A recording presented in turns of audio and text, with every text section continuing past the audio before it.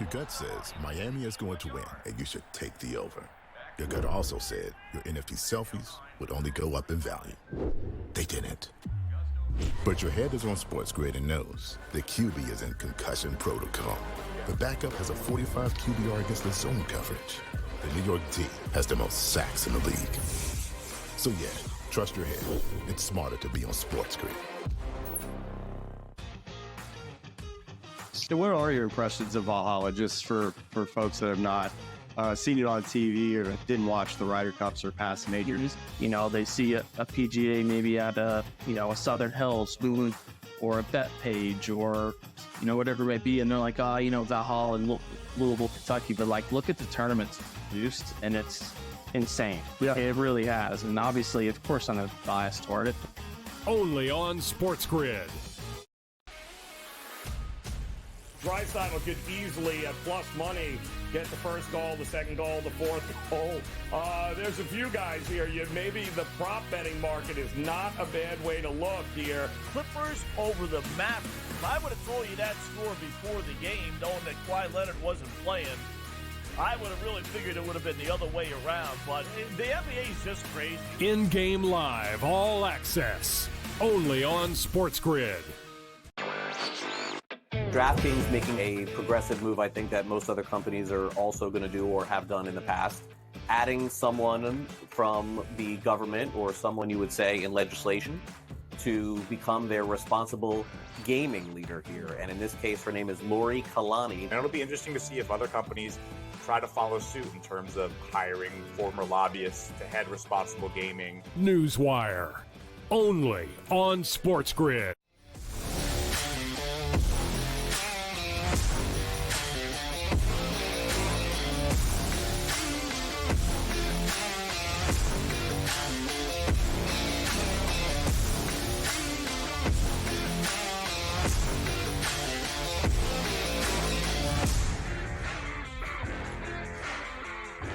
In-game live, and we are primetime here on a Tuesday. Welcome in, Joe Raineri alongside Dave Sharapan. We've got you covered here for the next, 1 hour, 57 minutes or so, as we've got NBA playoff basketball coming your way here in just a few minutes. The tip-off in the Eastern Conference Finals.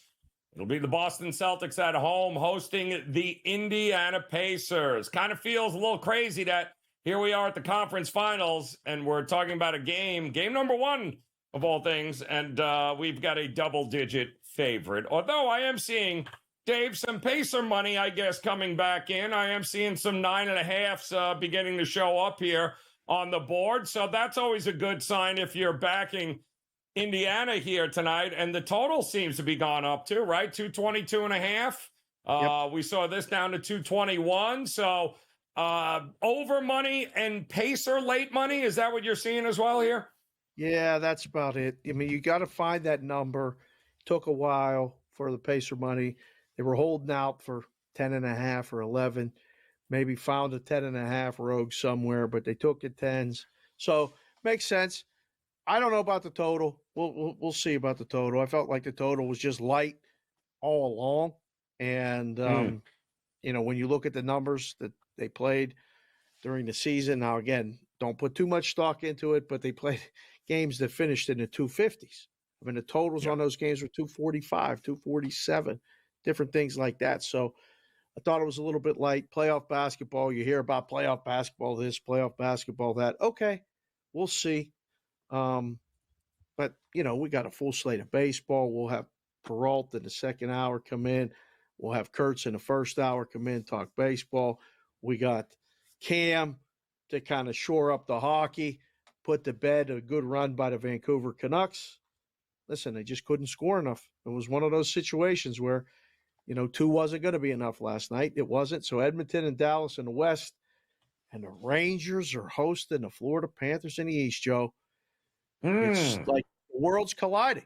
And yes, I haven't texted you yet, but I might knock on your door Sunday night or Monday and take you to the game on Tuesday night in Florida if you're available.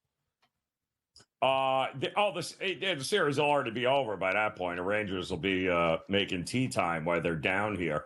Yeah, it's the Panthers in 2. Let's be realistic. That's how bad it's going to be. That easy? It's going to be that easy. Much like a lot of people think the Celtics are going to be finished in 3 games here. That's it.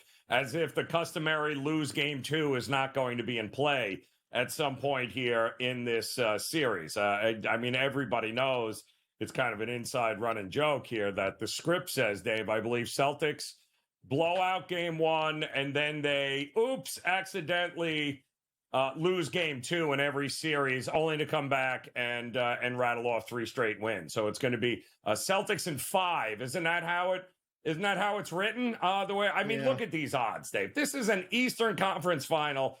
And doesn't this feel an awful like the same conversation we were having about the Miami Heat last year in this very spot?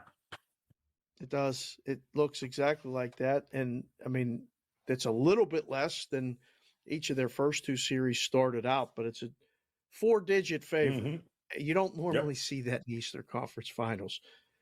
Nope. Hopefully we'll see some threes. I know the producers teed one up for us tonight. The boys cooked up something. Did you see this producer's pick? Now, they went with a big plus money, Joe. They went with this Jason Tatum over threes at plus 190. He's got to make 3.5 made threes, so that means they got to get 4. Jason Tatum is the guy for Boston. What do you think, Joe? Did the boys get there with that one tonight? I think Pat Foster was in charge of graphics somewhere along the line here tonight. Sense. Is what I am. I'm just saying. I think maybe the homerism in the back room there when it comes to the Boston Celtics might be coming to light here. He's got a first quarter prop of 7.5 as well, which he has done a very good job of coming out of the gates quick. The only problem with So what happens there? Let me ask you this with Tatum. All right, so he comes out high. All right, they're up 18 at the break. Yep. It's a long series. And what are we to think? I have a problem with it just simply for the point that they haven't played a game in 6 days. No competitive basketball. And then I can even make the argument that they really didn't even play any competitive basketball going way back beyond that, because everyone wants to make this big deal about, oh, look how lucky Indiana. They played without Giannis. They played, the Knicks were all hurt. Well, who in the hell did Boston play? The poor Cleveland Cavs showed up in that last game there, and they were Morris Sr. They signed him off the street. Like, who did Boston play that we're getting all excited about? So this is the best team I think either of these two teams have played. Is that fair there, Dave? Yo, I think that's automatic, and the days of rest. All right. So when you look at these numbers, you got the Celtics 3-0-1 against the spread when playing on 4+ days of rest. And you made a very good case that the last 2 games in that series were a lot of rest. There was not a lot of things happening there. The Pacers, though, 25-17-2 against the spread as an underdog this season. Okay. Well, how about a 10-point dog? Like, we need to look at the numbers. How many times were they this big of a dog? Not too many. The Pacers have been really good the back end here. I think they can cover, Joe. Just looking at everything the way it is, I think we get the rest versus rust. We get the 7-game series with the hard games against the Knicks and everything else, and then a cruise and hang out and get ready for, the series on rest. So, I don't know. I'm torn. I mean, if I have to make a pregame play, for me, it's the dog. But I think at this point, I'll probably be able to get 15. So I don't know how good I'll feel about taking 10 or 10.5 if I feel like I can get 15. Well, I think we all understand, or at least we should, that at this particular point, we are probably better off waiting for an in-game opportunity to get a better number, because I do have a feeling, especially early on, I think the rust factor for Boston is legit. I do think that there might very well be early in this game an opportunity to hop on the Celtics at a much better price here, around, let's say, 5.5, Dave, 6.5, somewhere along those lines. I think for sure there's going to be an opportunity early because I'm banking on the rust coming into effect here. And I do think that Indiana has the ability to be able to ride that momentum out of a Game 7. And we've seen teams do this before. It seems that the market automatically wants to fade any team coming out of a Game 7. Well, yeah, full game, but we've all seen a situation in which those teams coming out of a Game 7 have absolutely rode that momentum right into early in the game. And then all of a sudden we're like, what? And then they run out of steam. I think Boston figures it out late. I think Indiana comes out firing. So I went over Indiana's team total in the first half, 52.5, Dave. I think it's 53.5 now. I don't know why, with the tempo and the speed, why are they not going to score at least 53, 54 points in the first half here? It's not like the Celtics have been doing a lot of basketball playing as of late, and especially against an offensive team like this. Now, they could come out and shoot 60, Dave, which is about what their first half team total is. It's a big number. It's a big number, Celtics fans. I don't know. Yeah. 115.5 first half total combined. That's heavy. That's heavy. Oh, that's heavy. That's huge. Yeah, that's heavy. That's huge. Either goes under. If either of the team totals go under, that's not even close to going over. We'll talk more about that coming up next here on The Grid.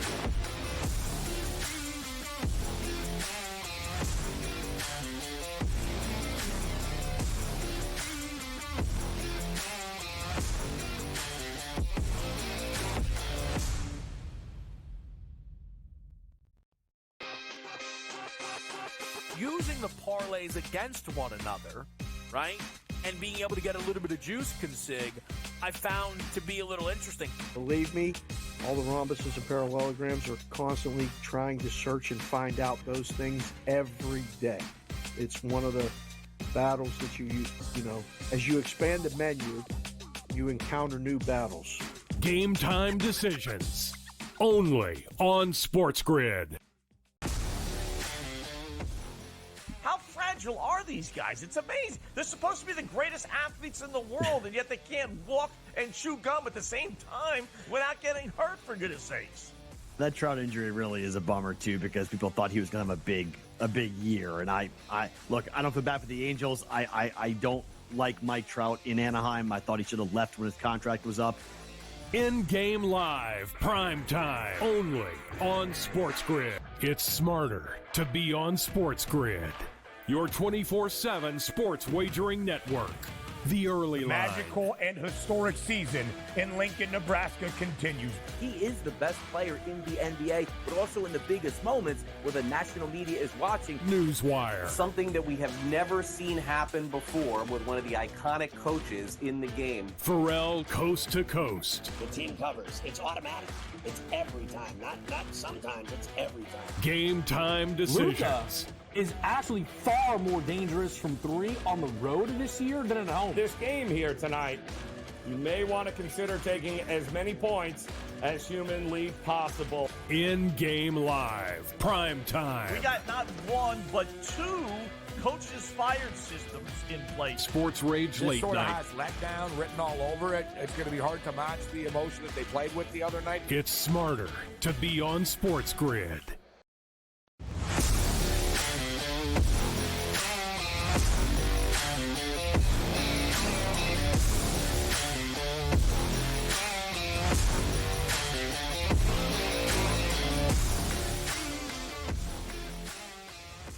All right, welcome back in-game live, and we are primetime here on a Tuesday. Joe Raineri alongside Dave Sharapan as they are off and running at TD Garden there. Boston, as they have the opening tip-off. 9.5 is what it closed. 225.5 will be the total. So we will keep you abreast of everything that is happening here. Pacers and Celtics game one of the Eastern Conference Finals.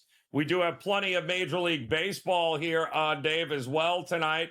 The Mets look horrible as usual, although they have managed to score some runs, 7-4 there. If the Brewers lose another game to the Marlins, I'm going to scream.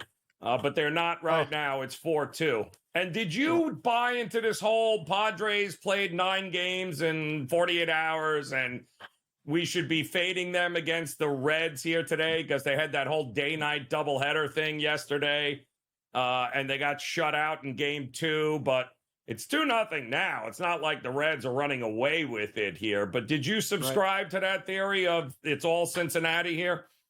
It's one of those ones that you see in the book, and a lot of people like to play against that team, or what a lot of the, the bad guys and the Razor Blades like to play is under. And so far, they're right. Yes. I mean, that's a low-scoring game. You catch them on the travel and all that other stuff. Yes, that makes a lot of sense. I got the Twins over the Nationals. The Twins lost all those games in a row, but it's Corbin Day, so they lead 8-0. There's 6. The Red Sox just tied it up. This team's the bane of my existence right now. I had the Rays yesterday, got the Rays again today, so that one's going to be tough. Somehow the Mariners won yesterday against the Yankees late, scoring all those runs late. They're up 2-0 in the 4th.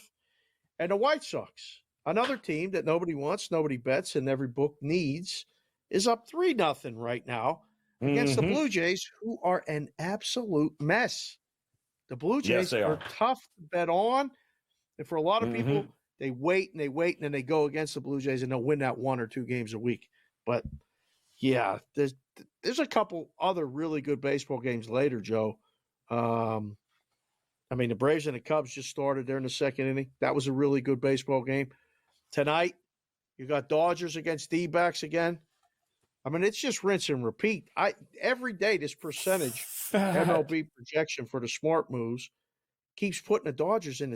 Like some days it's 65%, some days it's 68%, like it is right there. Did you just bet the Dodgers on the run line again? Okay. Well, Joe's locked up. He's frozen, so that's good to know. I think you do. It's one of those situations where you look for a reason to fade the Dodgers. I don't think tonight's the night to do it. I think you just continue, rinse and repeat, put that on there.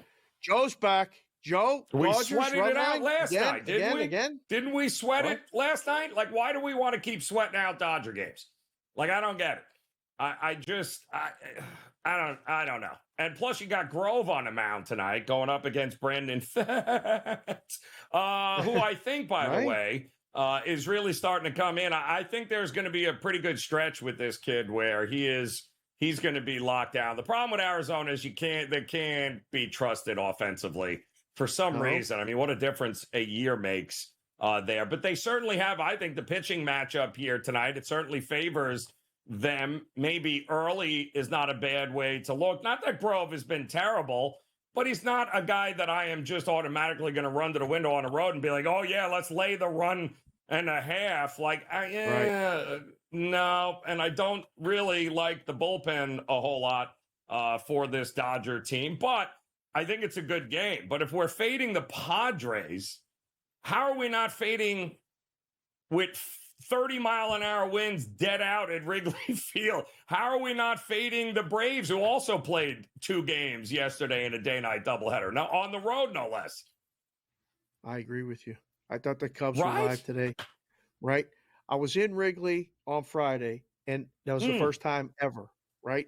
So I tried to pay attention to the wind and the flags because I went, and there was a huge move to the under with Skeens pitching, and I was like, okay, is this really justified? Because the Pirates bullpen will give up runs, and Hendricks was pitching for the Cubs. And if you've seen Hendricks pitch, listen, there's going to be opportunities every time Hendricks pitches, as long as he stays in the rotation, to bet against them and bet the over. Because he's giving up runs in long balls too. So when I see these wind reports, and I've seen them from the risk room in Vegas or from sports books in Vegas or even way back when offshore when I was down there in the Caribbean, and it automatic people bet it. I think you got to caution. Like, that number was really high today in the Cubs and Braves. 11? I agree. That thing closed 11. That's a bit much, a bit extra, like the kids like to say. 11.5, actually, was the closing number. With juice to the over, Joe. Too much. Mm-hmm.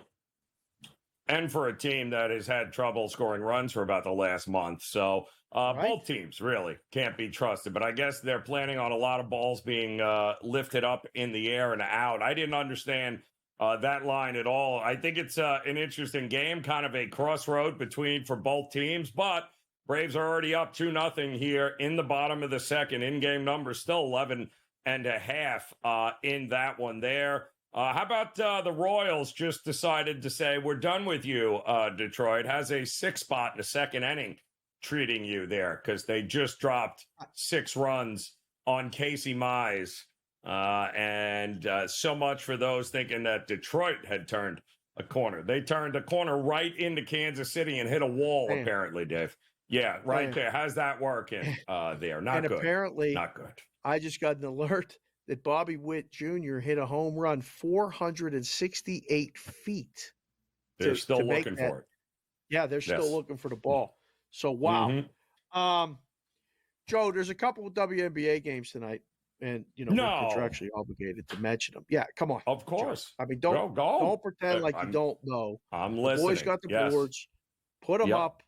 I mean, we got Mercury Aces tonight in Vegas coming up tonight.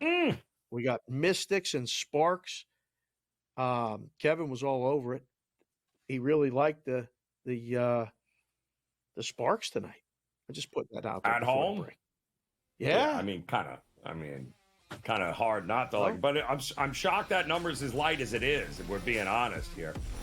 Indiana still hasn't scored. We'll update you next, though, here on the Grid.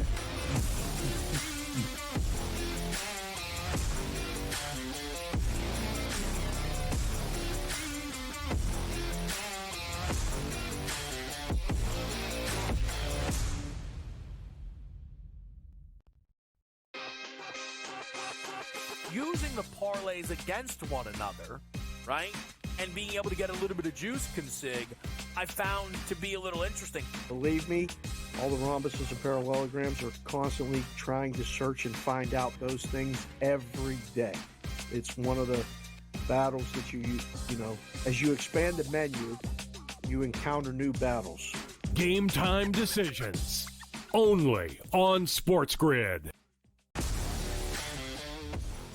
How fragile are these guys? It's amazing. They're supposed to be the greatest athletes in the world, and yet they can't walk and chew gum at the same time without getting hurt, for goodness sakes. That Trout injury really is a bummer, too, because people thought he was going to have a big year. And I look, I don't feel bad for the Angels. I don't like Mike Trout in Anaheim. I thought he should have left when his contract was up. In-game live, prime time, only on SportsGrid. It's smarter to be on SportsGrid. Your 24/7 sports wagering network. The early line. Magical and historic season in Lincoln, Nebraska continues. He is the best player in the NBA, but also in the biggest moments where the national media is watching. Newswire. Something that we have never seen happen before with one of the iconic coaches in the game. Pharrell, coast to coast. The team covers. It's automatic.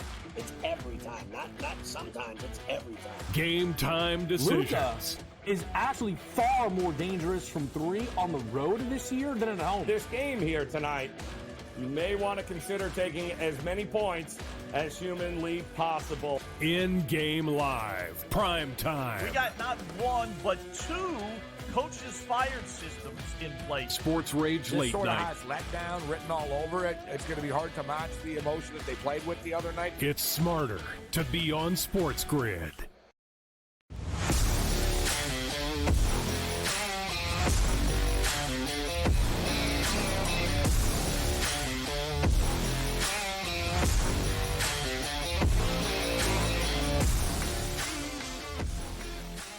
All right, welcome back in-game live, and we are prime time here on the SportsGrid Network. I do think that somebody should text the Pacers and just let them know that the game had started about 5 minutes ago.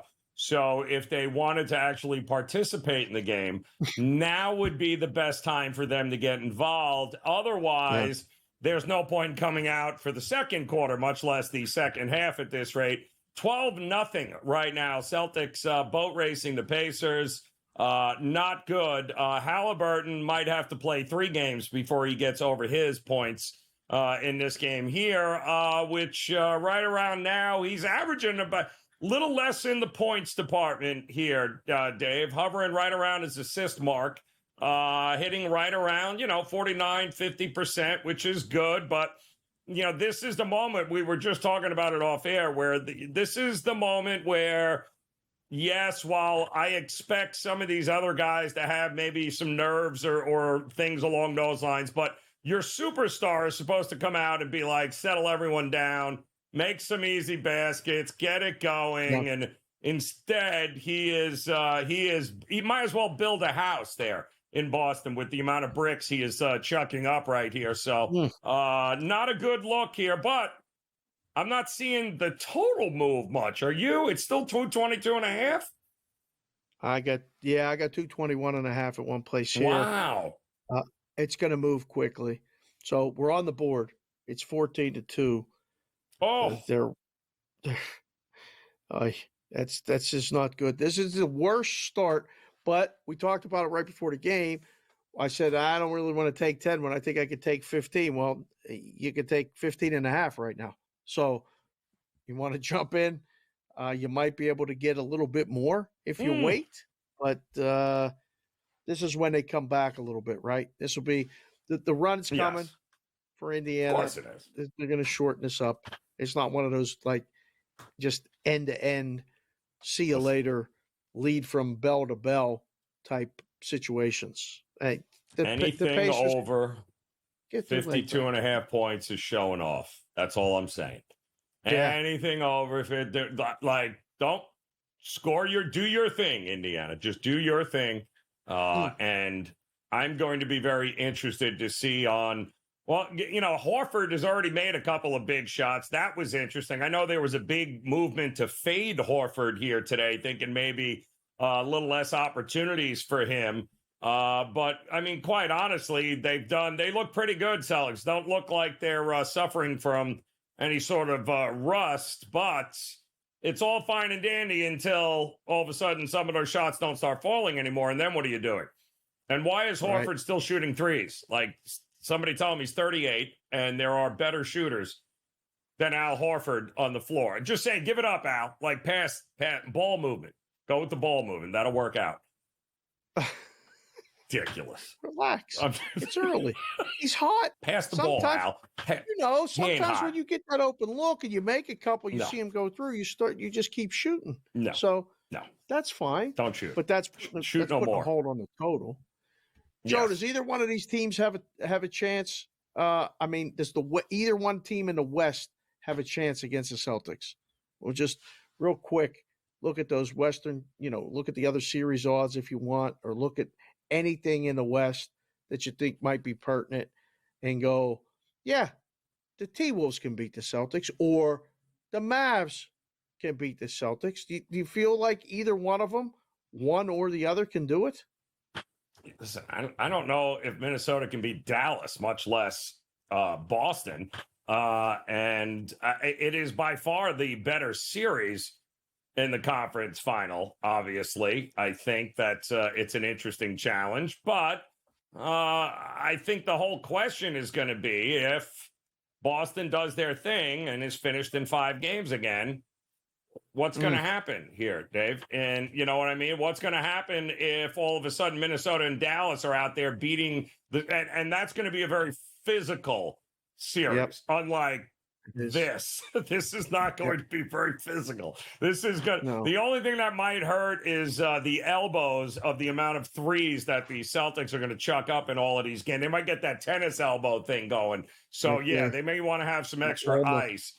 But as far as Luka and them go, that's going to be a brutal series. And then it's a matter of what does either of those teams have left to go up against a healthy, rested Boston team. Boston is clearly the best team remaining, but can they escape the injury bug? And that's the big if, right? Because so far, so good. Knock on wood for Boston. But a lot of injuries in the East. We'll see if they can get by Indiana. We'll do that next.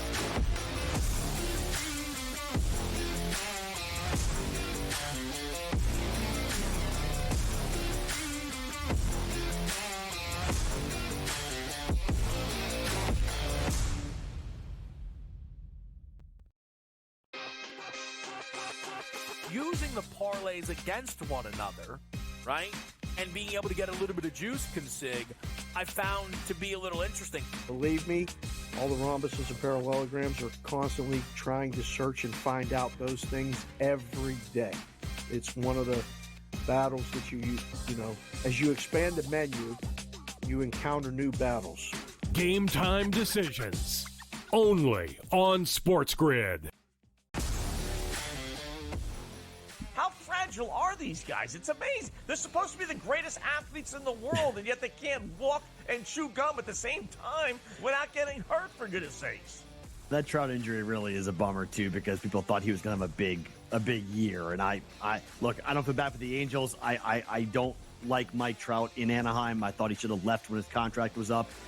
InGame Live, prime time, only on SportsGrid. It's smarter to be on SportsGrid. Your 24/7 sports wagering network. The early line. Magical and historic season in Lincoln, Nebraska continues. He is the best player in the NBA, but also in the biggest moments where the national media is watching. Newswire. Something that we have never seen happen before with one of the iconic coaches in the game. Pharrell, coast to coast. The team covers. It's automatic.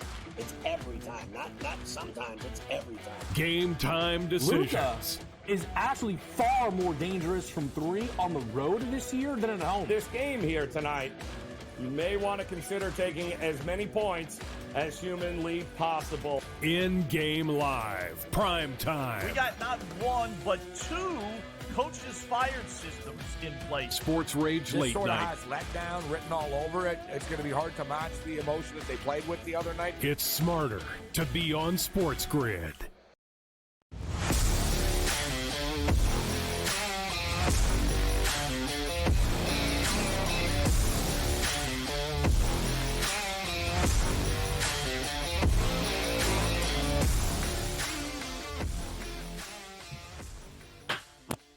All right, welcome back InGame Live, and we are primetime here on the Sports Grid Network. Joe Raineri alongside Dave Sharapan, and we got a little bit of a game going on here. It's 25-18, still about 4 minutes to go in the first half. Celtics on top, 222.5 in the total department.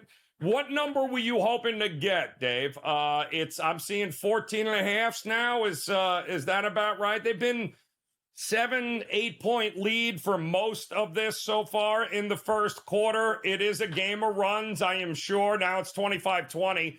So now I'm going to guess that this would be the point of the program where you might start to consider maybe Boston had a better number if you didn't jump in it early, pre-flop at 10.5.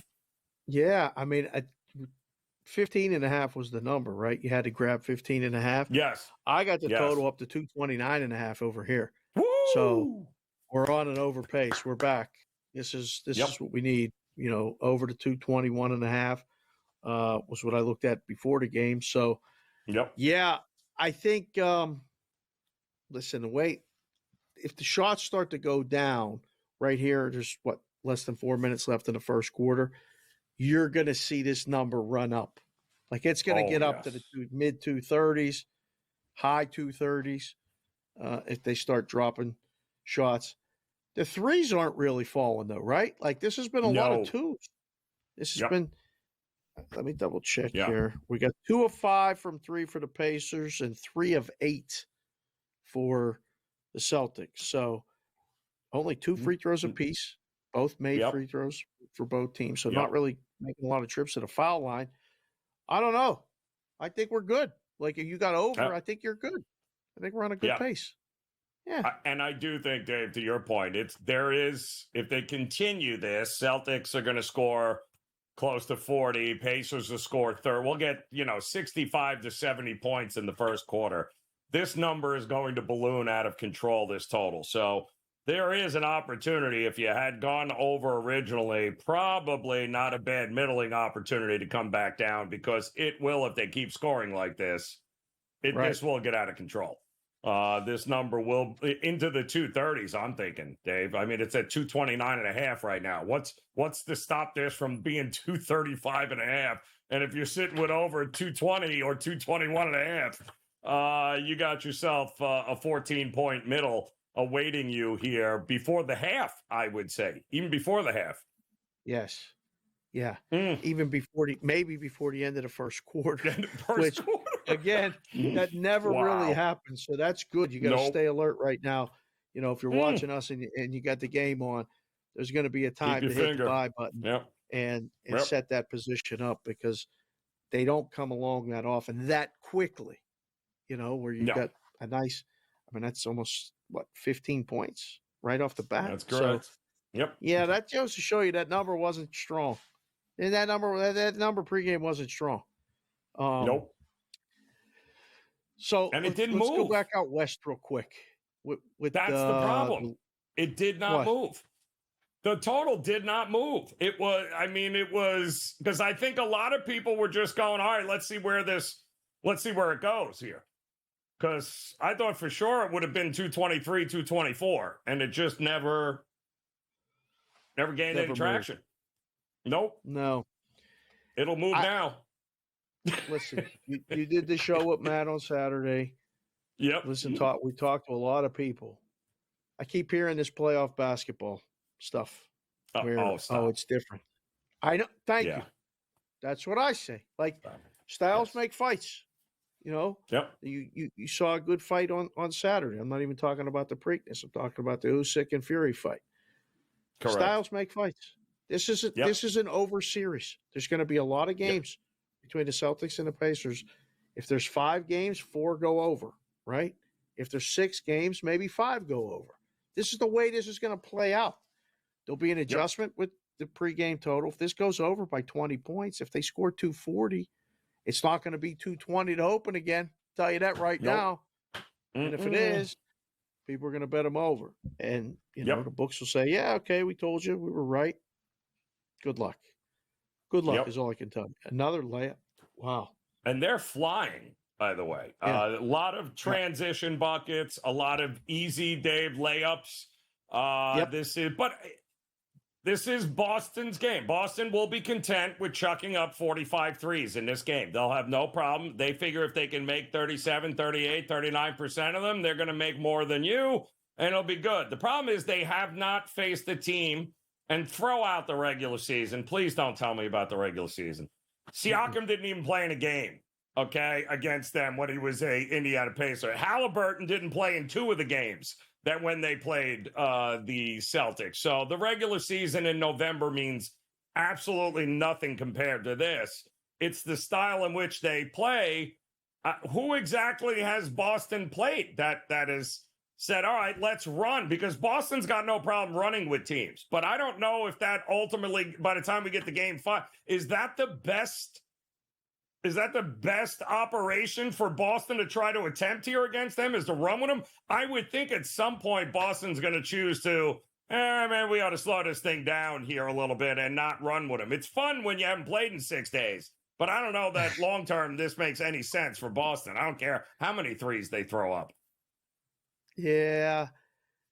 They're not thinking about any of that right now, Joe. No, everybody's getting theirs. There's a lot of wide open look. There's open looks. Oh, huge. Right? Yep. Like, there's not a lot of, dare I say, in-your-face basketball defense by the Pacers. They've been having trouble cover teams. The Knicks look like a great offensive team against the Pacers in a bunch of the games. So, yeah. 232 and a half. 232 and a half. Boom. There it is. Give me. Yeah, I got 232 and a half myself right now. Boom. Right. There it is. There's your middle. Joe, we're going to have Kurtz on here next. We're going to talk baseball. What about the Phillies today? Yeah, we got Kurtz coming on. Talk about baseball. Phillies. The Islanders aren't playing, are they? Are the Islanders still playing? No, that's right. The Islanders aren't still playing. Nice. That's right. Not you know who is? Yankees, the other Panthers. stuff. Yes. Well, I'll remind him of it in case he needs to know. I'll let him know. Look at the Phillies game. Suarez. What about? Every Phenomenal. game. How do you give up a run? Every game.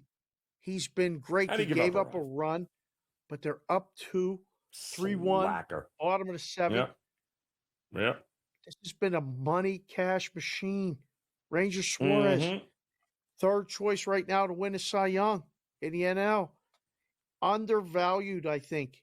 it's very hard to price the third starter when he wins every game, which the Phillies have done every time he started. Now, he got 1-0 decision, but he's rolling. You want to lay a run and a half right now with the Phillies? You can do it, Joe. They're up 3-1. The Rangers got 6 outs left. 1.5 is, whoa. Well, that's a little high. All right, that's a little high. That's a little high. Big juice. Yes. Yeah, a little high. Yes. I thought it was a little bit lower. Okay. Well, I mean, it's a huge. Is there an alternate market we can jump into? Because you think the Phillies are done scoring. Just curious. They got one more at bat. Total. I got 5.5. You can go under, give up one. You can go under. Yeah, give up 1 run on the under. Yep. If you think they're going to score 2 more. See, the problem is the Phillies get out of this inning, and they only have 1 more at bat if they keep this lead. Correct. Because they're home. So you only get 9 outs. You got to get 2 runs. I'm already leaning under. Minus 160. Let me ask you this. The Yankees are well, you need a home team that's losing right now, and the Yankees are losing 2-0, and I think we can still get them at plus money on a 1.5 too. And they're going to have for sure. I believe what inning is this now? Top of the 6th. Yes. I think the 1.5 at plus, right, with the plus money is probably not a bad look. Probably not a bad look. The Mariners did it to them yesterday with a late comeback. Look for the Yankees probably. All we got to do is get 1 run. I just need them to get a run. Yeah. Just give me 1 run, Yank. I'm on it. We'll update it next. InGame Live.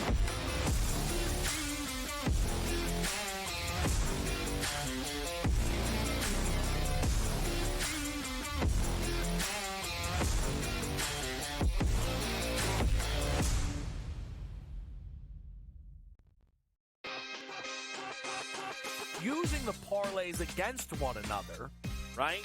And being able to get a little bit of juice consig, I found to be a little interesting. Believe me, all the rhombuses and parallelograms are constantly trying to search and find out those things every day. It's one of the battles that you know, as you expand the menu, you encounter new battles. Game time decisions. Only on SportsGrid. How fragile are these guys? It's amazing. They're supposed to be the greatest athletes in the world, and yet they can't walk and chew gum at the same time without getting hurt, for goodness sakes. That Trout injury really is a bummer too, because people thought he was going to have a big year. And I look, I don't feel bad for the Angels. I don't like Mike Trout in Anaheim. I thought he should have left when his contract was up. InGame Live, prime time, only on SportsGrid. It's smarter to be on SportsGrid. Your 24/7 sports wagering network. The early line. Magical and historic season in Lincoln, Nebraska continues. He is the best player in the NBA, but also in the biggest moments where the national media is watching. Newswire. Something that we have never seen happen before with one of the iconic coaches in the game. Pharrell, coast to coast. The team covers. It's automatic.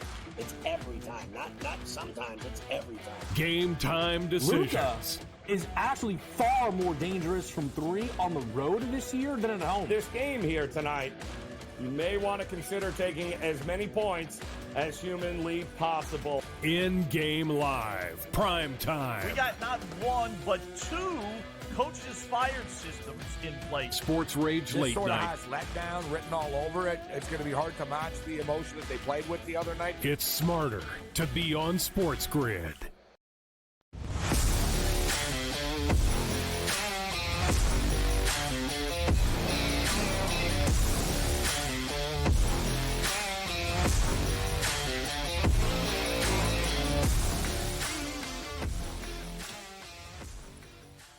All right, welcome back InGame Live, primetime here on the SportsGrid Network. What an ending to the first quarter there in the NBA Eastern Conference Finals Game 1. Celtics 34-31 as the Pacers certainly gave them a run for the money, 230.5 in-game total, and the Celtics just buried a 3. So 37-31. Plenty of time to go in the first half there, but needless to say, that 12-0 roll that they opened up with has evaporated there for the Celtics here. We also have plenty of Major League Baseball going on. And here to hang with us and talk about this pathetic Yankees team here, what a difference a couple of days make here. George Kurtz in the house here. And Kurtz, Dave talked me into it, sucked me right into it, taking the 1.5 with the Yankees at plus money.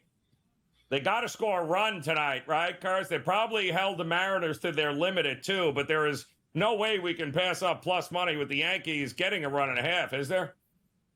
I took the under in this game, so I didn't take the Yankees here. Little worried, though. I think last night we saw what the Yankees' problem can be at times. Runners in scoring position, not getting productive outs. I think there was 4 times last night that they had a runner on third, less than 2 outs, and they bounced into double plays 3 of those times, didn't get the runner in the other time. The Yankees go through this.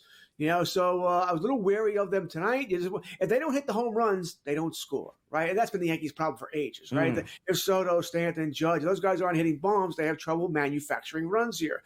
So I stayed away from the game, just took the under instead. Granted, as Dave knows, ate that last night, Dave. Right? It was a nice 4-1 lead when I was on this show. I leave, not only do the Yankees lose, that over comes in by the hook. So that was a frustrating evening for me. So I went back to the well tonight. I'm going to take the under. Not so much of the Yankees, by the way. I think Seattle's almost an automatic under every game. Yeah. I was going to text you to see if you found your keys to try to distract you because we were literally, you left and it was 4-1 and then it wasn't and then it went over and the Mariners won. So that was kind of a bummer. But you got the hockey game right. The Oilers won. And that was good. When you saw the price for the Western Conference Finals in the NHL, George, what was your first thought? What did you think? Stars or Oilers? We got time ahead of time to talk about it and all this other stuff, but I'm just curious what you thought coming off the – Edmonton made it interesting. They were in control of that game the entire time, and then they did what Edmonton does. And I saw this number, 125, right there and thought, how did the Stars not win this thing? How about you? I'm with you. I am 100% with you.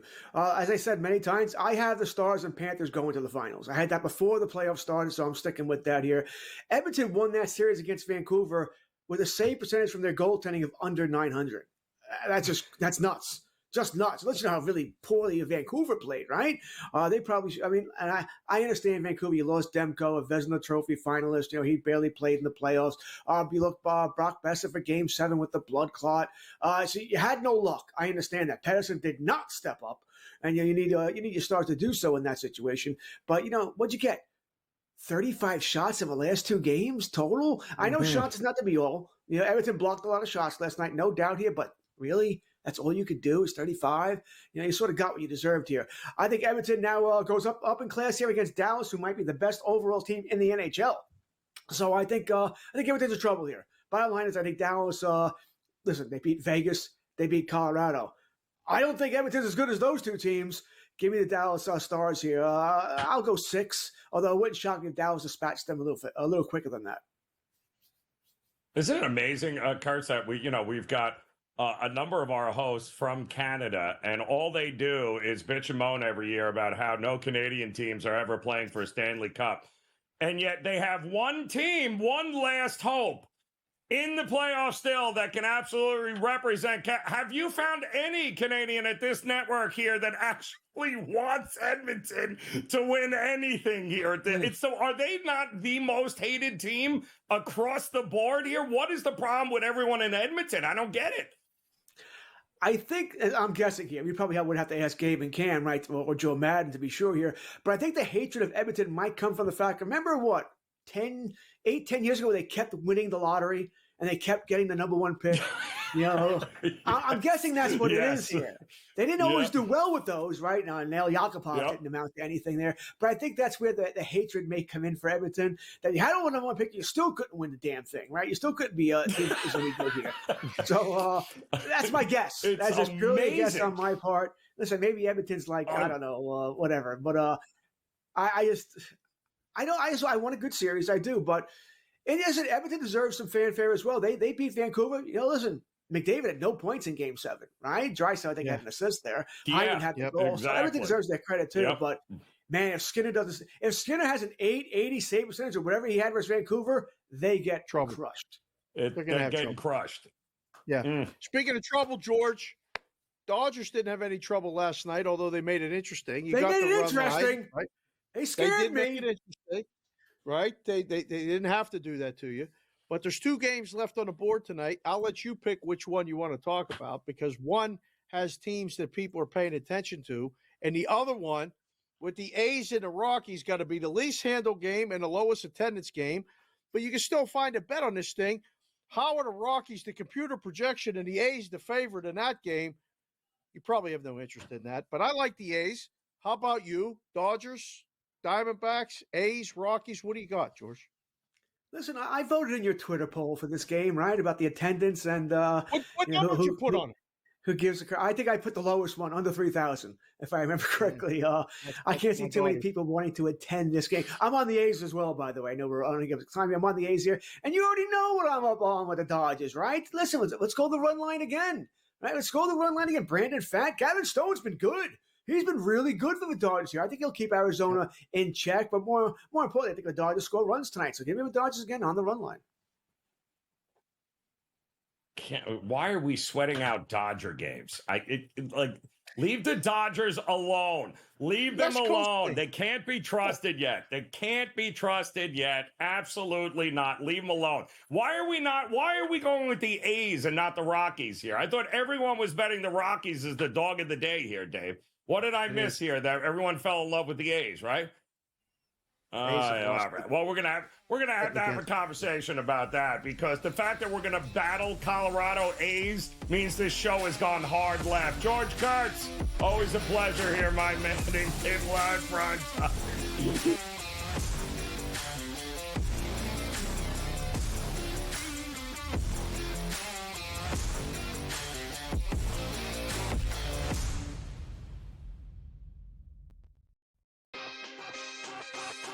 Using the parlays against one another, right, and being able to get a little bit of juice consig, I found to be a little interesting. Believe me, all the rhombuses and parallelograms are constantly trying to search and find out those things every day.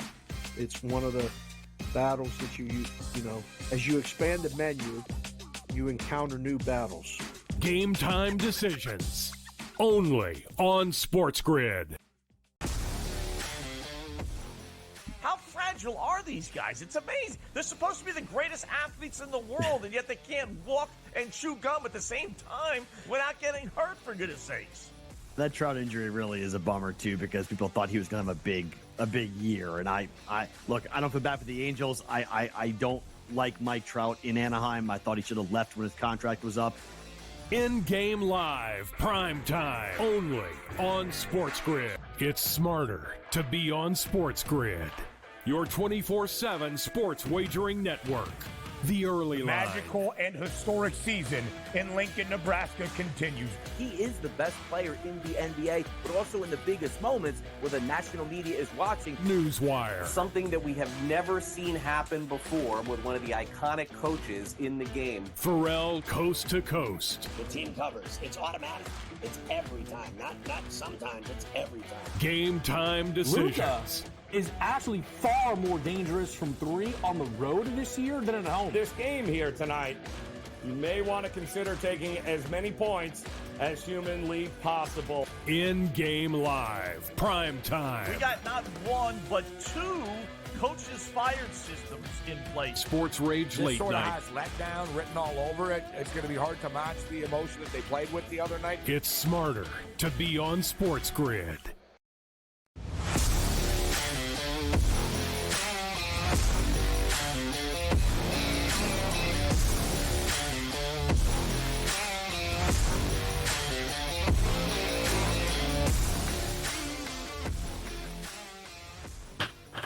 Brandon, woo, throwing himself a shutout here for the Seattle Mariners tonight against the New York Yankees as they head into, it looks like top of the seventh inning now. 2-0 still Seattle. Only 2 hits for the Yankees because they basically hate all of us.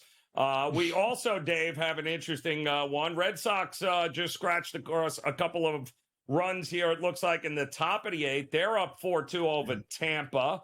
That was not something I was expecting here tonight with them. And all of a sudden, we were heaping praise on Suarez and the Phillies. They're up 3-1. And now they got first and second, and it's only a 3-2 game. I guess they went to the bullpen because I'm assuming Seager didn't hit that home run off of Suarez, did he? Of course not. The bullpens, man. The bullpens are going to they make baseball betting interesting. They make baseball betting hard. But if you laid a run and a half with the Phillies, you're going to need a bottom of the eighth, meaningless insurance run to cover it because it's 3-2. Or, Joe, in this situation, if you got the run and a half with the Phillies, are you rooting for the Rangers to tie it to then get the extras and give them a shot? Or would you rather, right? Like, you got 3 outs in the bottom of the eighth to get a run. What's better? What do you think most bettors are rooting for? They're like, oh, Rangers, please just tie it. Or let's get out of this inning 3-2. Let's get a run in the bottom of the eighth. We can still do it and then hold them to no runs in the ninth. What do you think? What do you think people are rooting for in that spot? I'm rooting for this pitcher's hair. Have you seen this guy's lid right now in the Phillies? This guy has got, bring back the perm, Dave. Did you have a perm back in the day? Because this guy's got more hair than I have seen ever. And who is it, in fact, that he's pitching? And, he almost got out of it. But they did get out of it. It's 3-2 here. So you have 3 outs to get 1 run, right? And I like the chances. I like their chances of giving you that 1 run. In fact, I like it so much, I'm going to take the -1.5 at +200, Dave, so we can go down with this ship together. Yeah, absolutely. Wow. Okay. Absolutely. And I think the heart of the order is coming up for the Phillies. Haven't they always done this, though? They've answered every time. They always answer after giving up runs like this. So I think this has got 4-2, 5-2 still written all over it. I can't say the same thing.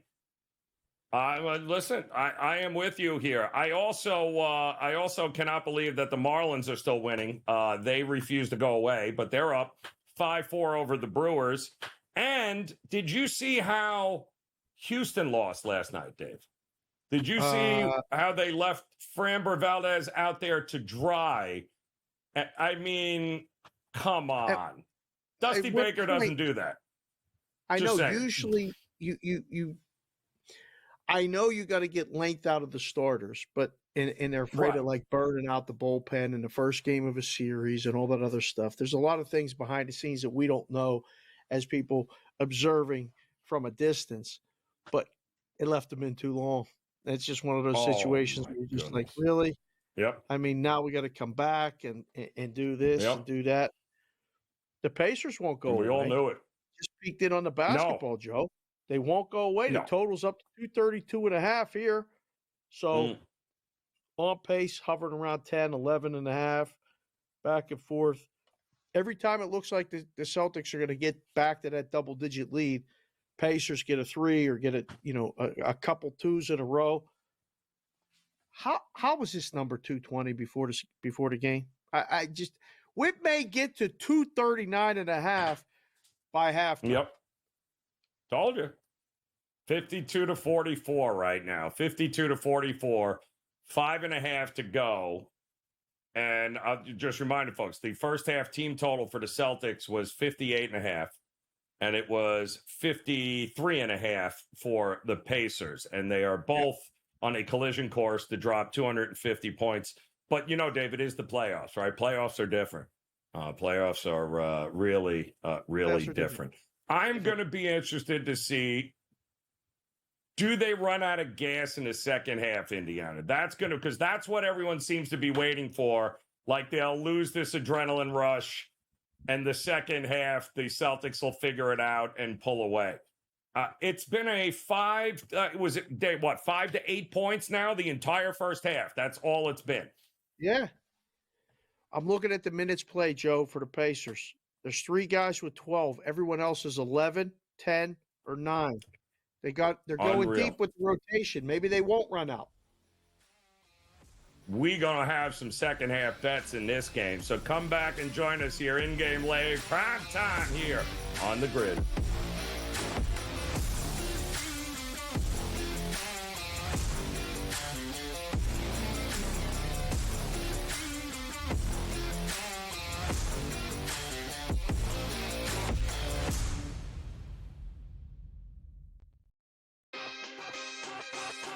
using the parlays against one another, right? And being able to get a little bit of juice consig, I found to be a little interesting. Believe me, all the rhombuses and parallelograms are constantly trying to search and find out those things every day. It's one of the battles that you use, as you expand the menu, you encounter new battles. Game time decisions. Only on SportsGrid.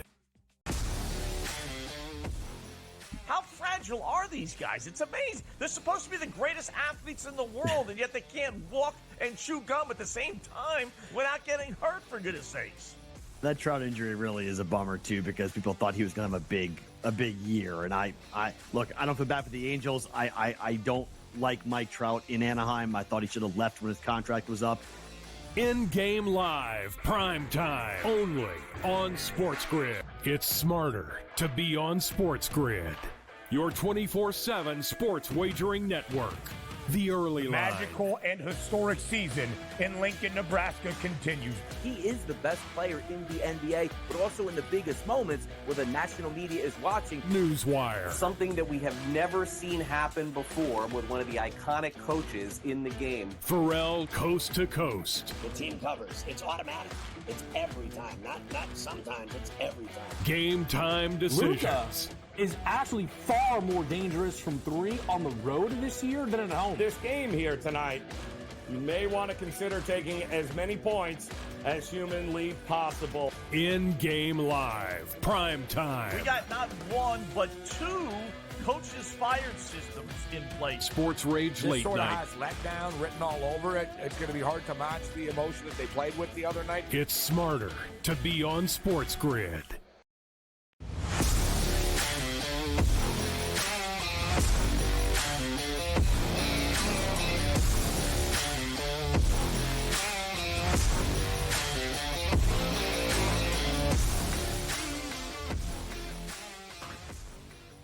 All right, welcome back InGame Live prime time. Just to get you caught up here, we've got Harper up, I believe now, with first and second, nobody out for the Philadelphia Phillies. As we got a little funky there, Dave. We joined you there with the 1.5 in the Phillies Texas game there, plus 200. This is their final at bat here, or what we hope what will be their final at bat. They're up 3-2 right now. First and second, nobody out. Harper up. And you needed a 1.5, basically. That's what you laid with Suarez on the mound. Yep. And I didn't have them for just 3 runs here tonight. I also had their team total over. So I kind of need this in a lot of ways. This would be nice. So we need Harper to hit a 3-run home run and end this game. That would be fantastic. Harper's tonight, he's 2 for 2.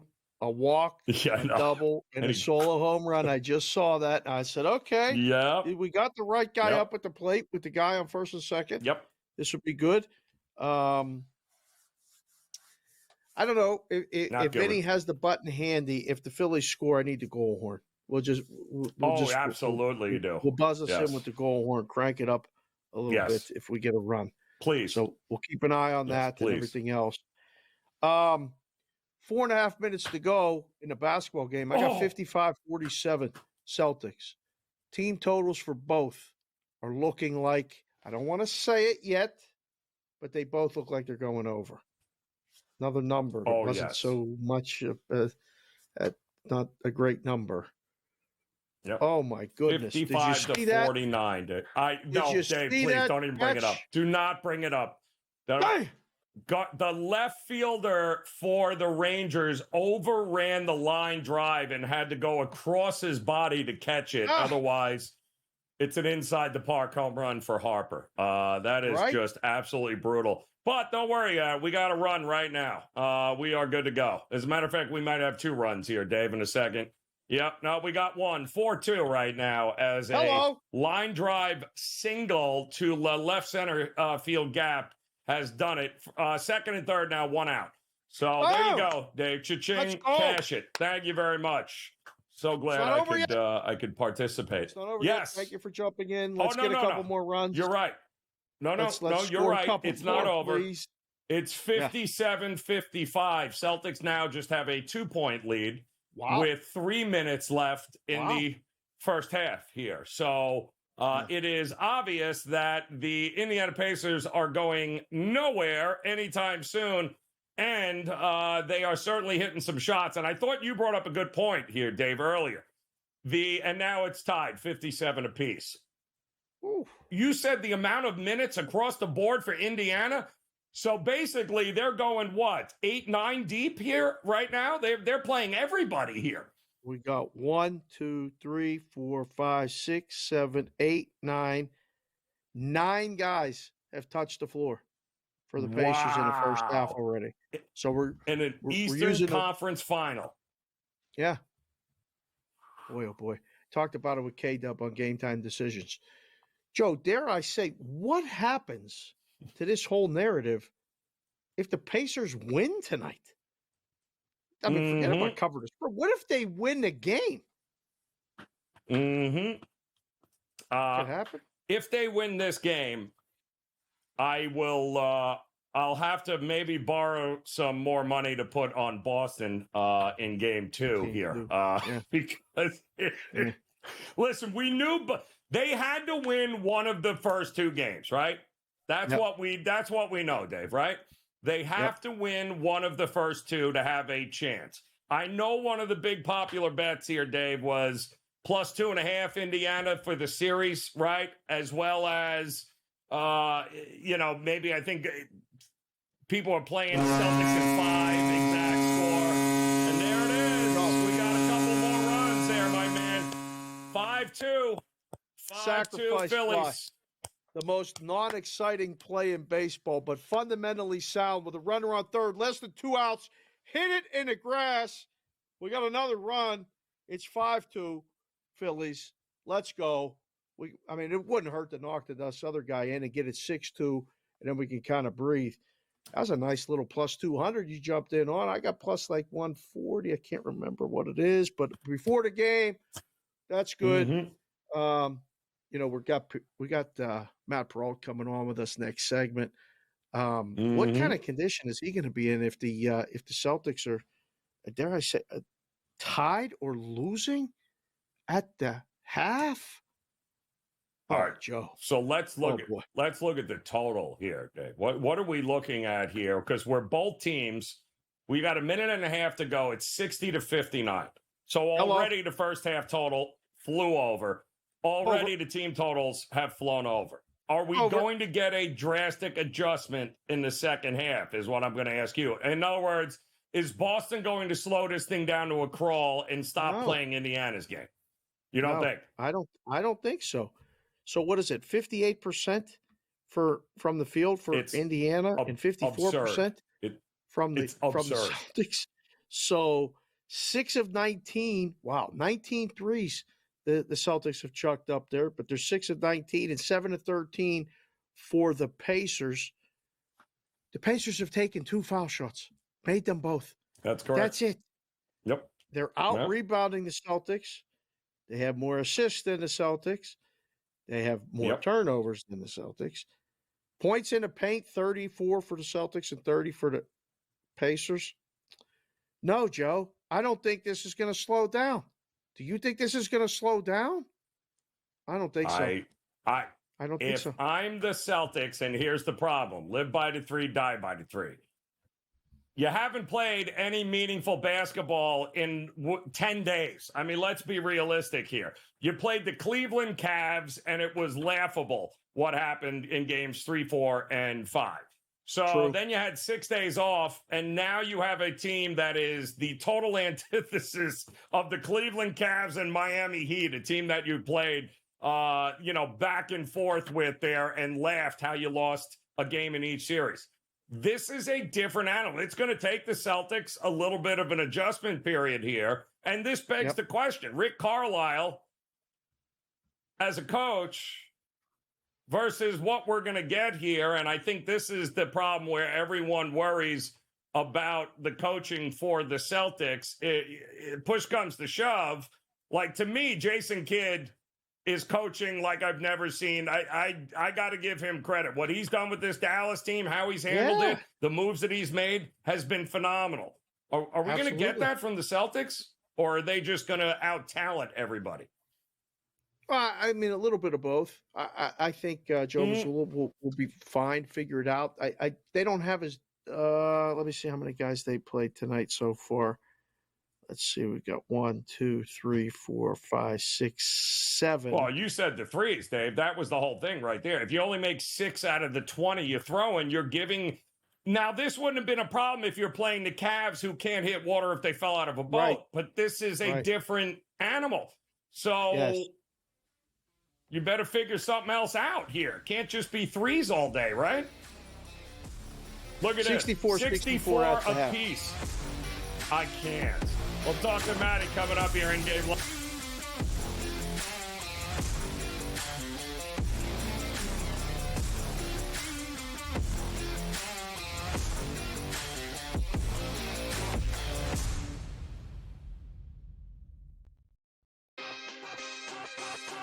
Using the parlays against one another, right? And being able to get a little bit of juice consig, I found to be a little interesting. Believe me, all the rhombuses and parallelograms are constantly trying to search and find out those things every day. It's one of the battles that you know, as you expand the menu, you encounter new battles. Game time decisions. Only on SportsGrid. How fragile are these guys? It's amazing. They're supposed to be the greatest athletes in the world, and yet they can't walk and chew gum at the same time without getting hurt, for goodness sakes. That Trout injury really is a bummer too, because people thought he was going to have a big year. And I look, I don't feel bad for the Angels. I don't like Mike Trout in Anaheim. I thought he should have left when his contract was up. InGame Live, prime time, only on SportsGrid. It's smarter to be on SportsGrid. Your 24/7 sports wagering network. The early line. Magical and historic season in Lincoln, Nebraska continues. He is the best player in the NBA, but also in the biggest moments where the national media is watching. Newswire. Something that we have never seen happen before with one of the iconic coaches in the game. Pharrell, coast to coast. The team covers. It's automatic. It's every time. Not sometimes. It's every time. Game time decisions. Luka is actually far more dangerous from 3 on the road this year than at home. This game here tonight, you may want to consider taking as many points as humanly possible. InGame Live, prime time. We got not 1, but 2 coaches fired systems in place. Sports Rage This late sort of night. has letdown written all over it. It's going to be hard to match the emotion that they played with the other night. It's smarter to be on SportsGrid. Your gut says Miami is going to win, and you should take the over. Your gut also said your NFT selfies would only go up in value. They didn't. But your head is on SportsGrid and knows the QB is in concussion protocol. The backup has a 45 QBR against the zone coverage. The New York D has the most sacks in the league. So yeah, trust your head. It's smarter to be on SportsGrid. So where are your impressions of Valhalla, just for folks that have not seen it on TV or didn't watch the Ryder Cups or past majors? You know, they see a PGA maybe at a Southern Hills Moon or a bet page or, whatever it might be. And they're like, Valhalla and Louisville, Kentucky. But like, look at the tournaments produced and it's insane. Yeah. It really has. And obviously, of course, I'm biased toward it. Only on SportsGrid.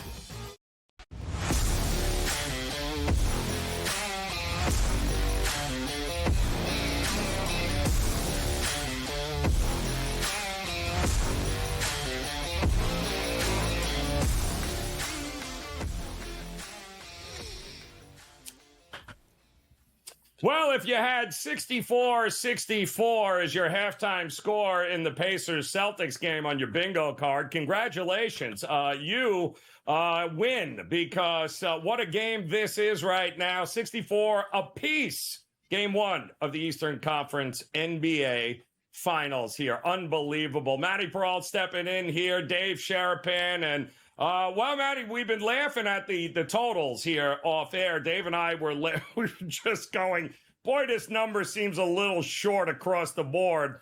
Turns out it really was, but What are we going to get in the second half, do you think? Are you expecting drastic differences here for the Celtics and the Pacers? No. This team, Boston scored 155 points in the first meeting. These two teams played a game where it was 133 to 131. Dave and I spent the better part of 2 days trying to figure out what the books were looking at in terms of putting this at 222. Last night at FanDuel, that total was down to 220 and a half. I thought it was the head fake of head fakes. It's like, who is dropping this total down? Who is betting under? Because they have to be doing it to bet and hammer on the other side on game day to bet the over, because these teams aren't going to play any differently than right now. They're going to run up and down. These are two of the highest scoring teams in the NBA. Boston's decent defensively. They haven't played great tonight. I expect a better effort defensively out of Boston. But team total for the Celtics was 59.5 for the first half, 52.5 for the Pacers. Tonight was one of those like unicorn nights for bettors. If you're paying attention, the books were way wrong. They're not always wrong. They're always right. They're right more than they're wrong. But tonight they were way off on this game. And it will get adjusted for sure as we go further along. We got a strikeout for the second out in Philadelphia, boys. That's a good thing. Yes. So first and third, 2 out. The boys will keep us abreast of that. P-Roll, Tatum, 11 points. Jaylen Brown, 14 points. Derek White, 10. Okay. Anything jump out to you as far as maybe a player prop or something? We talked about the Halliburton one. We'll look at the Pacer stuff in a second. But I wanted you to see, or if anything jumped out for people that are watching this game in game right now. How do the Celtics attack in the second half? Is it everything through Brown or is it Tatum?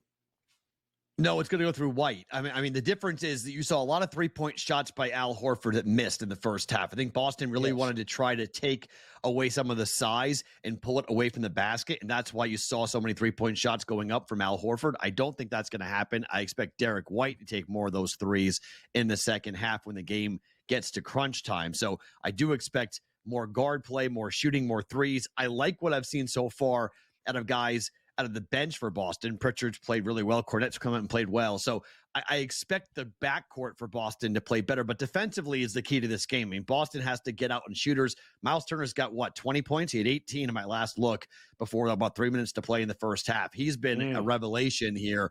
Boston's got to shut him down, and then they got to rebound the basketball better. I mean, you can't allow Siakam to get second and third chance shots at the rim. So if you're looking for a player prop, I expect White to have a pretty big second half for Boston. Kind of crazy. And I mean, Dave had brought it up earlier, Matt, on they went 10 deep, Indiana, in the first half. I mean, that's how you want to talk about the difference between Indiana and all the rest of the series. They have 10 guys that they can go deep with. So as this series goes on, how big do you think Porzingis' injury is going to play a role if we're going to get more of this where they're not – this is going to be much more of a fight than a sweep that everyone seems to think is going to happen. Are we pushing Porzingis to come back earlier if this is what we're going to get? He's playing game 3. I don't think we're pushing him. I think Porzingis has been projected to play game 3. I think he's going to play in game 3. I think Boston hopes to win at least one of the games, obviously, in Boston. I think they may get both of them. But I think Indiana is going to be a team. I bet them at plus 2.5, like everybody else here on the network, in terms of Indiana winning a couple of games here in this series. I did not think it was going to be a sweep. You've seen it why. They can run and they can score. Boston has got to shoot well and play well defensively. They're the better team, but they've got to go and prove it. They can't just roll the ball out like against Cleveland or Miami and go out there and win. They got to get out there and really hustle and play their best brand of basketball. Boston's deep. Indiana's got to match it. That's what you're seeing, I think, from a coaching strategy standpoint. You're seeing Carlisle say, hey, I got to get my guys some rest. I can't let Halliburton burn out in the fourth quarter. He's going to sit down and keep his legs. So Boston's great at that. They run in guys all left and right in terms of like a hockey line change. So that I think is a big key here in this series. Indiana's going to have to play more players than maybe even if Carlisle wants to. But come crunch time, I do expect Jaylen Brown and Jason Tatum to be the guys with the ball in their hands for Boston. Right.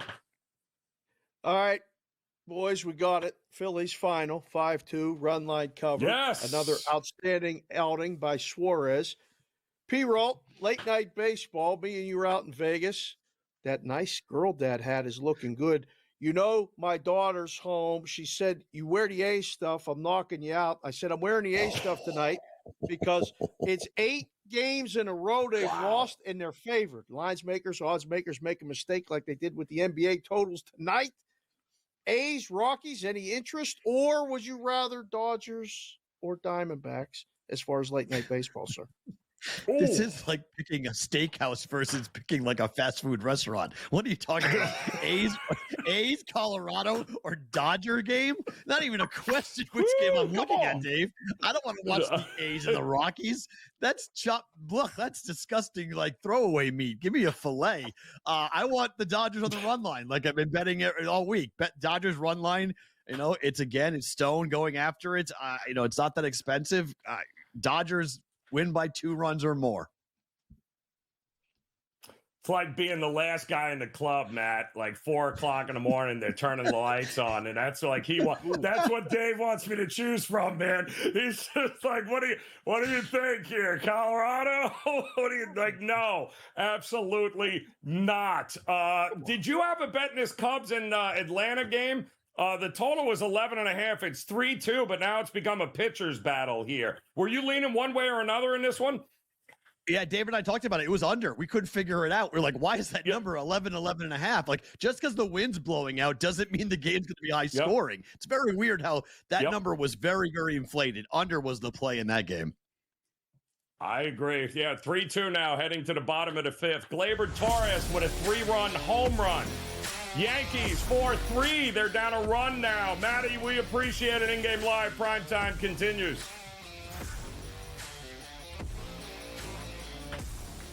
Boom.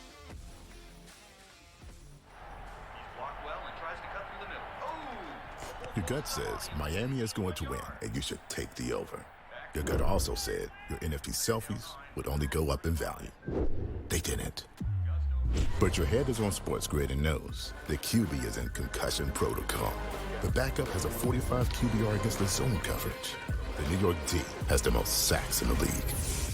So yeah, trust your head. It's smarter to be on SportsGrid.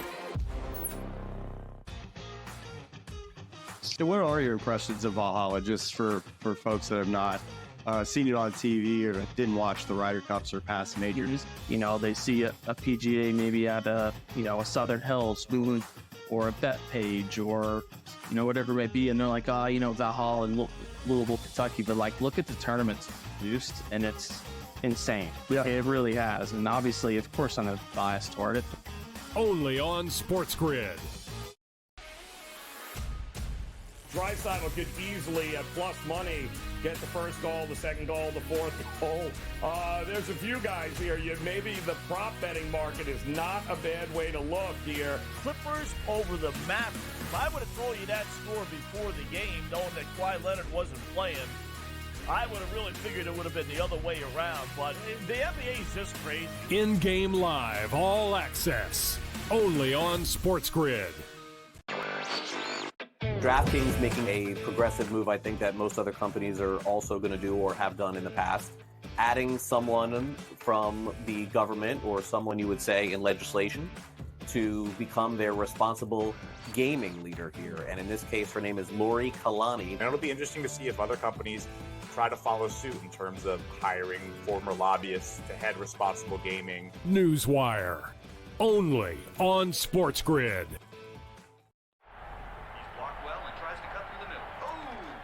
Your gut says Miami is going to win, and you should take the over. Your gut also said your NFT selfies would only go up in value. They didn't.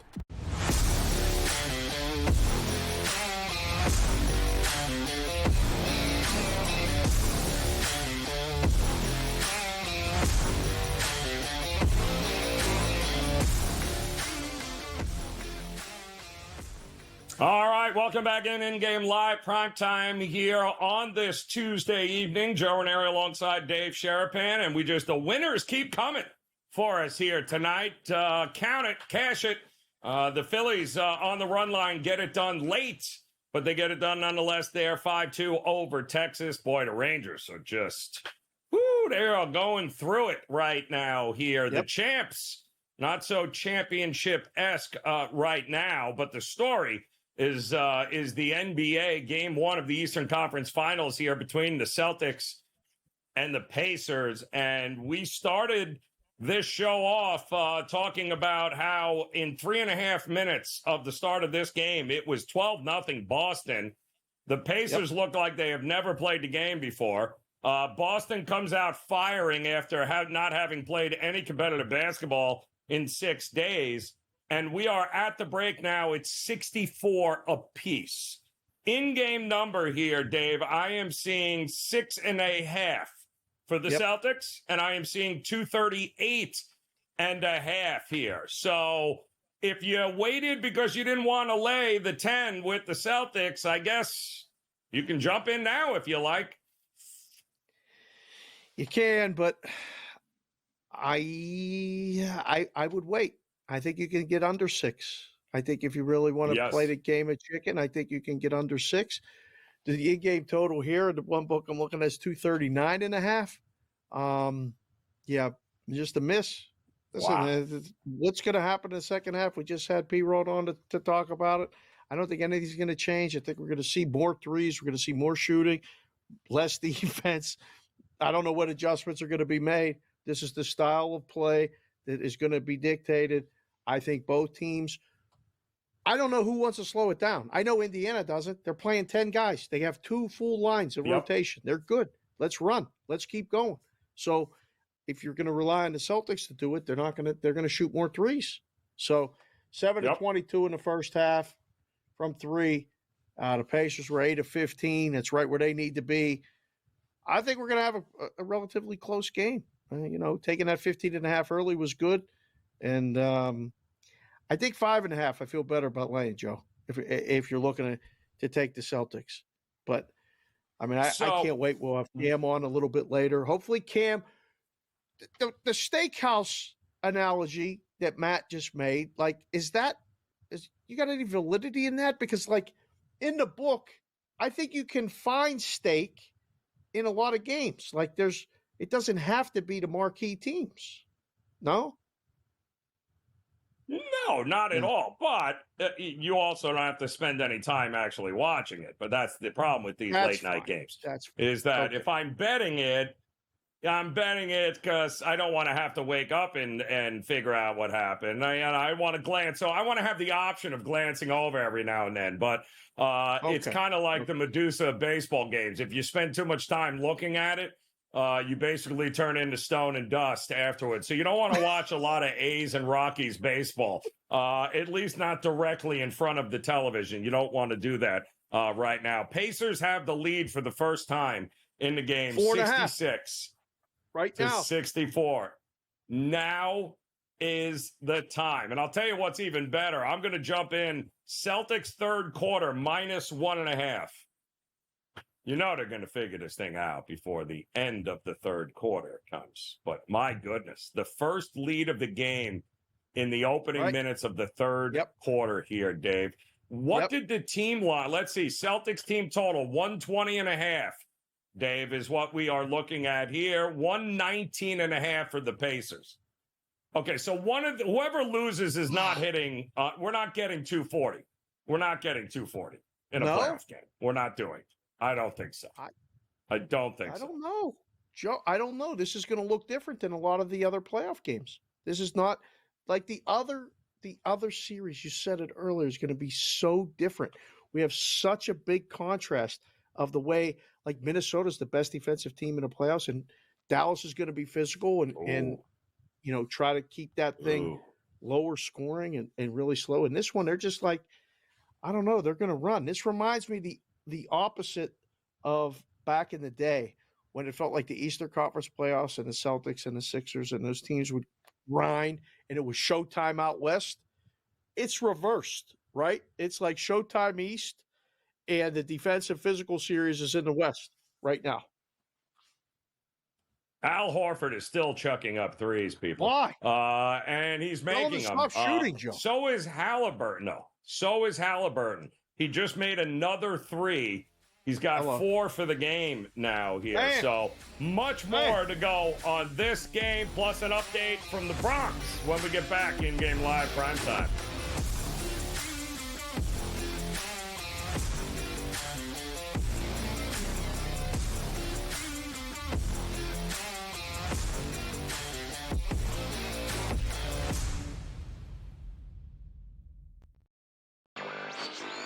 A surprise winner on the PGA Tour. Taylor Pendrith ends up winning his first PGA Tour win. He was pretty darn lucky to win. Ben Coles should have won that tournament.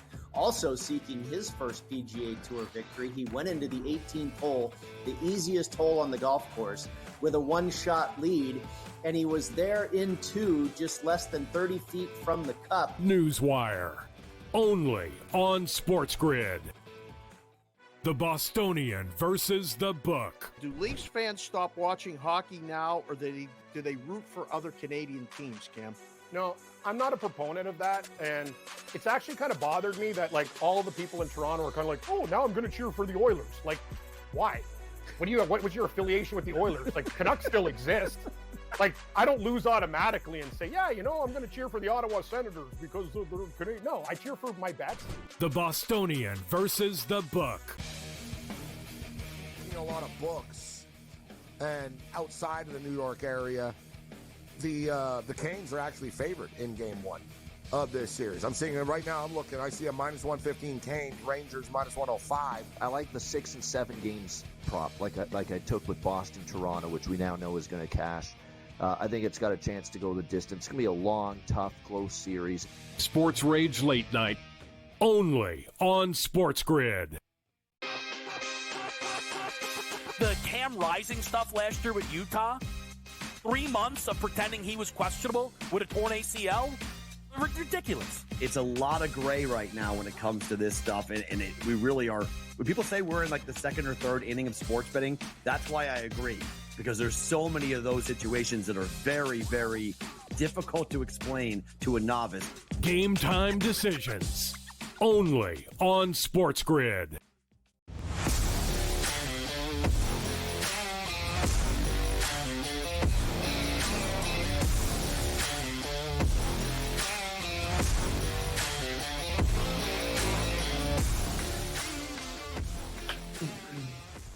All right, welcome back in-game live primetime here on the Sports Grid Network. Coming up, top of the hour, of course, Gabe Morency and the one and only Cam Stewart will be taking over. An exciting night, certainly. Major League Baseball, a lot going on. What a second half. We're getting primed here with the Pacers and the Celtics, 71-69 here. And Cam, put all of that on the side. I had a very pressing question here. I asked George Kurtz, but he proved not worthy of the question. So I'm going to ask you instead here, Cam. Sorry. I'm trying to understand here because between McGinnis and Carr, I've talked to a lot of folks from Canada, and the narrative has always been these damn Canadian teams are never playing for a Stanley Cup championship, drives them all. Nope. We already know about Toronto fans. But yet here is Edmonton now with a chance to go there, and I am yet to find anybody from Canada that likes this team. What is it? What's with the hatred of Edmonton with Canadian folks who love hockey? Are they the most hated club in all of Canada? No, the Leafs are. The thing about it is Edmonton's actually like, it's weird. Leaf fans after them go to Edmonton, like over Calgary or Vancouver. Really? Not me. Yeah, I don't know why. It's just like most of the casual fair weather fan are like, if the Leafs are going to win, let's cheer for the Oilers. Why? I guess because of the 80s. Like they like the past. No, I don't care. What did Mark Messier and Wayne Gretzky do for me? Not a hell of a lot. I'm betting on what I'm betting. I have the Dallas Stars to win the Stanley Cup. If I'm betting against a Canadian team, who cares? We have a future. Same game parlay, Rangers to meet Stars. What are we going to do at 22-1? So now I'm going to take a piece of Florida when I can, so we can at least make money in this situation. Listen, the Edmonton Oilers barely beat a Canucks team. Brock Besser has blood clots. They're on a 6-round goaltender, and they almost blew a 3-0 lead to get by these guys in 7 games. The Dallas Stars are a superior team. They roll out 4 lines. Okay, let's say better goaltending, Dallas. Better defense, Dallas. Better forwards, maybe 1 line, Edmonton. Deeper, Dallas. Coaching, Dallas. Everything, Dallas. Ottinger's better than whoever plays. Pickard, Skinner, I really don't care. Dave Sharapan. I'm taking the Dallas Stars. I ain't Sorry, playing Dave. goal. You could be a good I'll goal. take a shift on the line. I ain't playing goal. I'm scared of getting it. I ain't playing goal. I ain't doing it. Morency No. after a couple Molson exports. Here's the thing. Edmonton could win this game, okay? Could they win this? Yeah. They'll win a few games. Maybe could they win the series? If they play the best hockey of their lives. I just look at this Dallas team and go, they got Wyatt Johnson, Tyler Seguin, Ben, better defenseman, Heiskanen, all sorts of young players, Rupe Hintz. I can go on and on and on. Pavelski. Who do the Oilers got? McDavid, Draisaitl, and Hyman. Who else? Nugent Hopkins? They don't have four lines. That's the problem. So Dallas is going to significantly have, when they have last change, they can murder these guys on matchups. Yeah. And I love the goaltending better. You know what I mean, Dave? It's one of those things. Good on Edmonton. They beat Vancouver. Gabe said it. He liked Vancouver. I'll give him credit. Nobody thought it was good. I actually had Edmonton in 7. I did something right. I picked Edmonton in 7 games. They won in 7 games, but that was not an easy series for Edmonton. If they were that good, they should have took care of Vancouver. I think Dallas beats them in 5 or 6. That's my opinion. It doesn't go 7. What about the Eastern Conference, Cam? I mean, you said you got the Rangers, with the Stars, but when you look at the number, the Panthers don't even have home ice against the Rangers, and they're pretty significant favorites. I don't know. It's been a while since both teams stepped on the ice, and you got basically fully rested teams. I think this is going to be a hell of a series. I don't think this is going 6 or 7, no question in my mind, and both teams can win a road game, right? Dave, I think I couldn't have said it better myself. I would also take unders in this game. If they post any 6s, I'll smash unders. Think about it. How do the Rangers win? They have problems scoring 5-on-5, and they have a great goaltender, if not the best goaltender left, and Shesterkin. When Bobrovsky's out of his mind, he's great. He's one of, but he can also play crappy. I think Florida's a little bit tougher. I think the Rangers are... man, I don't even this series. To me, it can go either way. It's so evenly matched. I'm surprised Florida's that big of a favorite. I think it goes 7. I think the Panthers might win. I don't know about people in hockey markets. If you get a Florida-Dallas Stanley Cup, people are going to rage. This has been going on for forever. I kind of know what Joe's talking about now. You know what I mean? It's non-hockey markets win all the time, but that's just the way things go in the NHL, right? You don't see traditional markets. People, let's just say one thing. I think the execs would be happy if it was a Rangers, either Edmonton or Dallas Stars Stanley Cup. That's good for business. Right. When there's a New York team there, I think it's very, very good for business. I don't know what's going to happen, but I got to hedge out with Florida guys because I already have futures with Rangers and Dallas, and I don't want to be stupid and lose. I know Morency tells me I don't like to hedge the garden, but sometimes I have to trim the trees to make a little green. You know what I'm saying? I got bills to pay. My dishwasher in there smells like a sewage dump. There's something wrong with it too. Another problem I gotta fix. I'm what's that smell? Oh, my dishwasher's broken now. Great. Okay. Probably left a chicken bone. I have no idea what my whole house is falling apart. It's just a nightmare. Need winners? WNBA. Give me the Sparks tonight. In a battle. Oh, Dave, you wanted to talk dumpster fire? Mystics versus Sparks. A combined 0-5. So we'll take the home team -2 tonight. Give me the nobody wins. First win of the season, I will take the LA Sparks. I like the Washington Mystics, actually. I got no problem with either of these teams. But at home, Sparks and a creeper, small play. I'm not going to go nuts with that game. Las Vegas could probably name their score, but it's -13.5 on my site, and I'd rather... Stay in the dumpster. Stay in the dumpster, but go to the baseball dumpster. I'm wearing the A stuff. They've lost 8 in a row. They're favored against the Rockies. I mean... Did you want to sharpen that dumpster for anything? Yes, tonight? I do. Yeah, I do. Yes, sir. I will take the Oakland A's as my cubic zirconia loser mineral of the week, or of the night. Give me the A's tonight. They break the streak. Dave, let's call it out for what it is. I can't lie to you and Joe. These are small unit plays. When I go to the dumpster, I can't be dumping tons of money on these games. I got too much invested in other stuff. We almost hit the golf with DeChambeau. Shout out to Brady Cannon. Great addition to the network who hit Xander Schauffele. He stuck with Schauffele when all of us called him, he couldn't close, and he actually did for the first time ever. The 1 week I need DeChambeau, right, Joe? The 1 week he doesn't get it done. I'm like, here comes the big bags. And here comes Schauffele. Let's give him credit. The guy looked like he could have faded, and he did. So kudos to him. Golf picks tomorrow on the show. More NHL picks tomorrow on the show. Baseball will hit everything, guys, but clearly, in this tournament, I've already got a couple leans. We'll give the whole 6-pack, the top 10s and everything else. Let's take a look at the board right here. Scotty Scheffler's plus 280. Okay.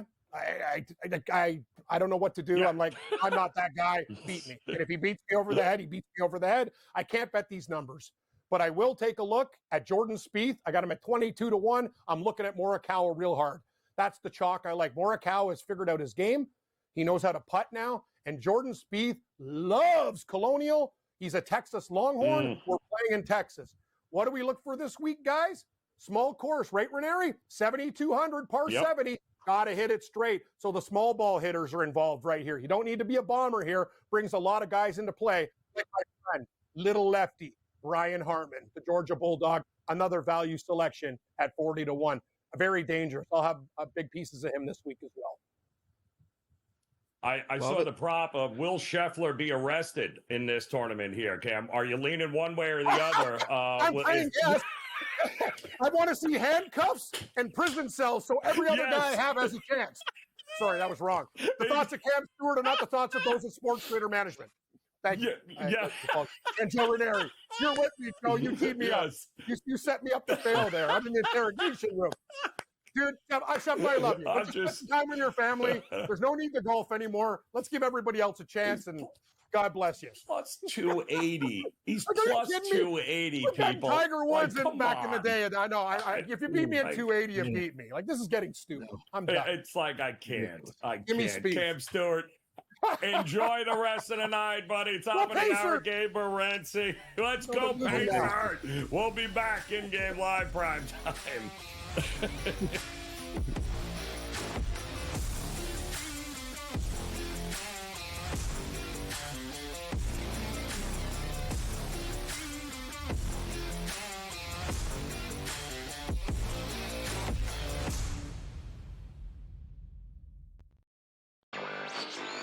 A surprise winner on the PGA Tour. Taylor Pendrith ends up winning his first PGA Tour win. He was pretty darn lucky to win. Ben Coles should have won that tournament. Also seeking his first PGA Tour victory, he went into the 18th hole, the easiest hole on the golf course, with a one-shot lead, and he was there in two, just less than 30 feet from the cup. Newswire, only on SportsGrid. The Bostonian versus the Book. Do Leafs fans stop watching hockey now, or do they root for other Canadian teams, Cam? No, I'm not a proponent of that, and it's actually kind of bothered me that, like, all the people in Toronto are kind of like, oh, now I'm going to cheer for the Oilers. Like, why? What's your affiliation with the Oilers? Like, Canucks still exist. Like, I don't lose automatically and say, yeah, I'm going to cheer for the Ottawa Senators because they're Canadian. No, I cheer for my bets. The Bostonian versus the Book. A lot of books, and outside of the New York area, the Canes are actually favored in Game 1 of this series. I'm seeing it right now. I'm looking. I see a minus 115 Canes, Rangers minus 105. I like the 6 and 7 games prop, like I took with Boston, Toronto, which we now know is going to cash. I think it's got a chance to go the distance. It's going to be a long, tough, close series. Sports Rage Late Night, only on SportsGrid.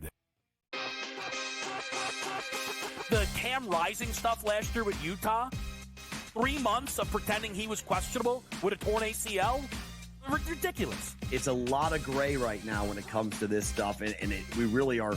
When people say we're in like the second or third inning of sports betting, that's why I agree, because there's so many of those situations that are very, very difficult to explain to a novice. Game time decisions, only on SportsGrid.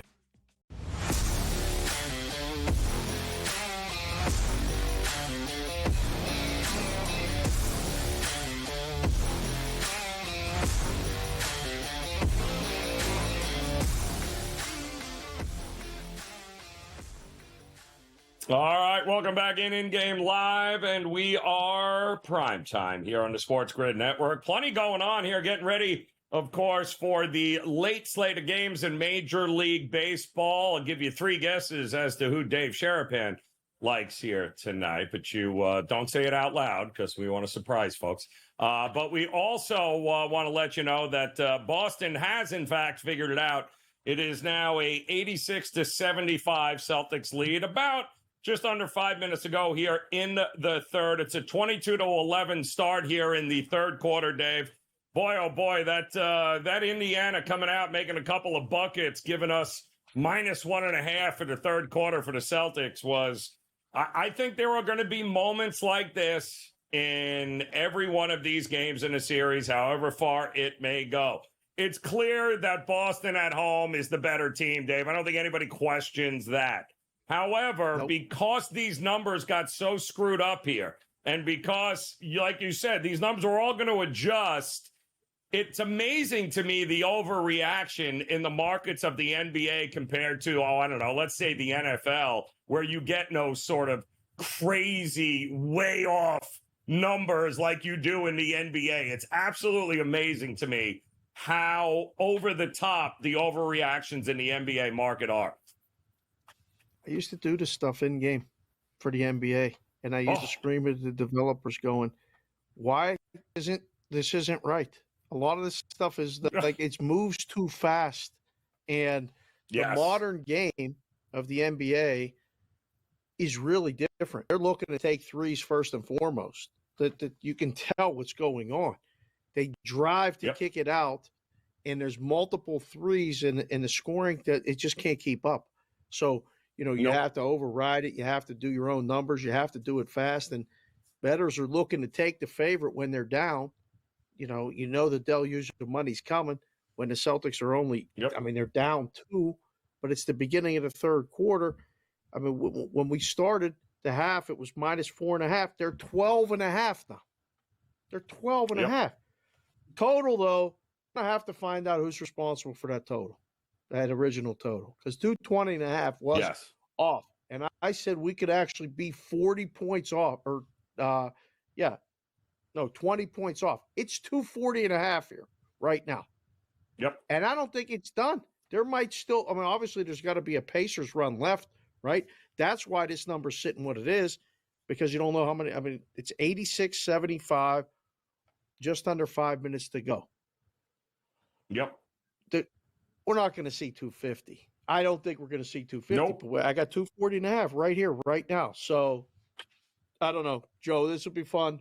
We'll talk about it, more tomorrow with the other game. The other series is going to be completely different.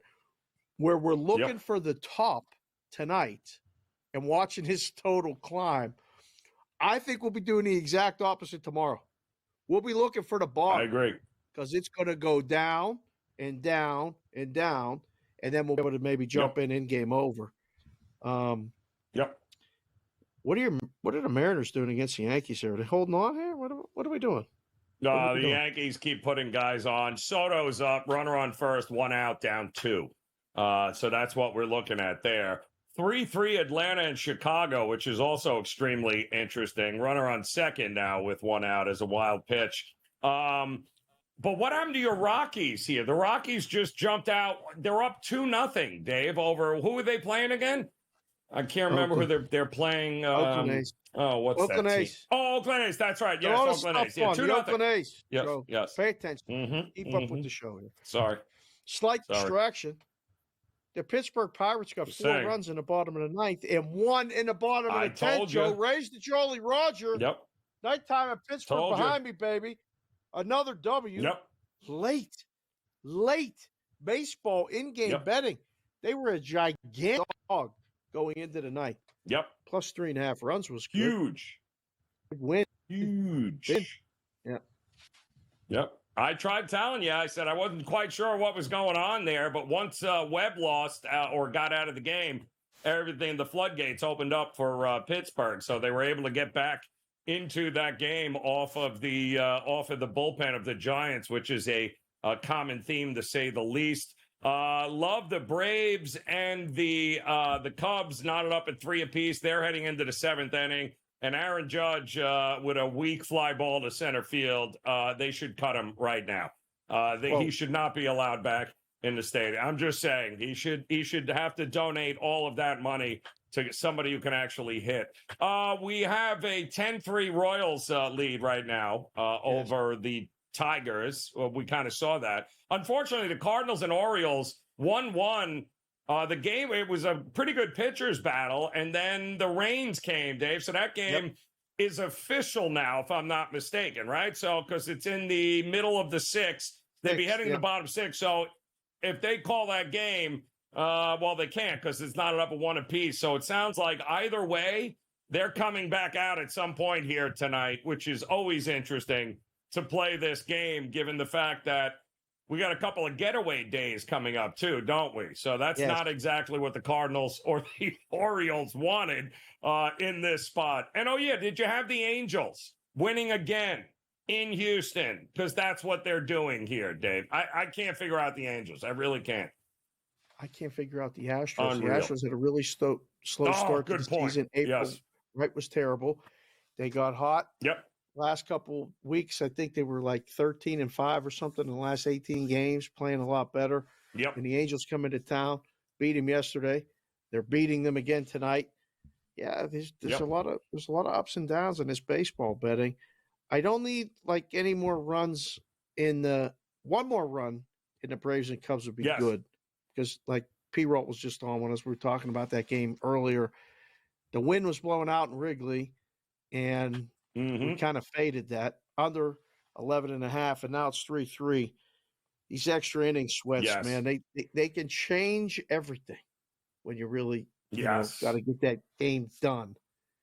I don't know. Night and it's 9.5 extra innings. Nope, 10.5. Here we go.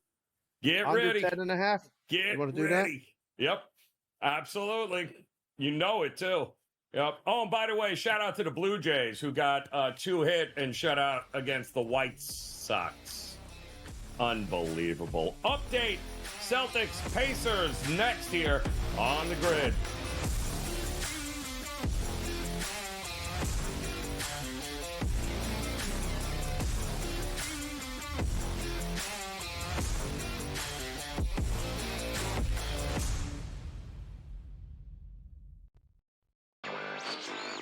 A surprise winner on the PGA Tour. Taylor Pendrith ends up winning his first PGA Tour win. He was pretty darn lucky to win. Ben Coles should have won that tournament.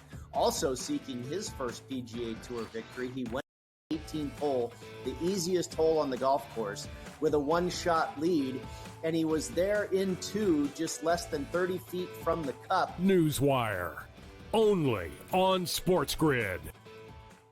The Bostonian versus the Book. Do Leafs fans stop watching hockey now, or do they root for other Canadian teams, Cam?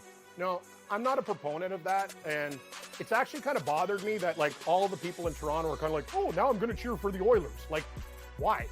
What was your affiliation with the Oilers? Like, Canucks still exist. Like, I don't lose automatically and say, yeah, I'm going to cheer for the Ottawa Senators because they're Canadian. No, I cheer for my bats. The Bostonian versus the Book. A lot of books, and outside of the New York area, the Canes are actually favored in Game 1 of this series. I'm seeing it right now. I'm looking. I see a -115 Canes, Rangers -105. I like the 6 and 7 games prop, like I took with Boston, Toronto, which we now know is going to cash. I think it's got a chance to go the distance. It's going to be a long, tough, close series. Sports Rage Late Night, only on SportsGrid. The Cam Rising stuff last year with Utah, 3 months of pretending he was questionable with a torn ACL, ridiculous. It's a lot of gray right now when it comes to this stuff, and we really are. When people say we're in like the second or third inning of sports betting, that's why I agree, because there's so many of those situations that are very, very difficult to explain to a novice. Game time decisions, only on SportsGrid.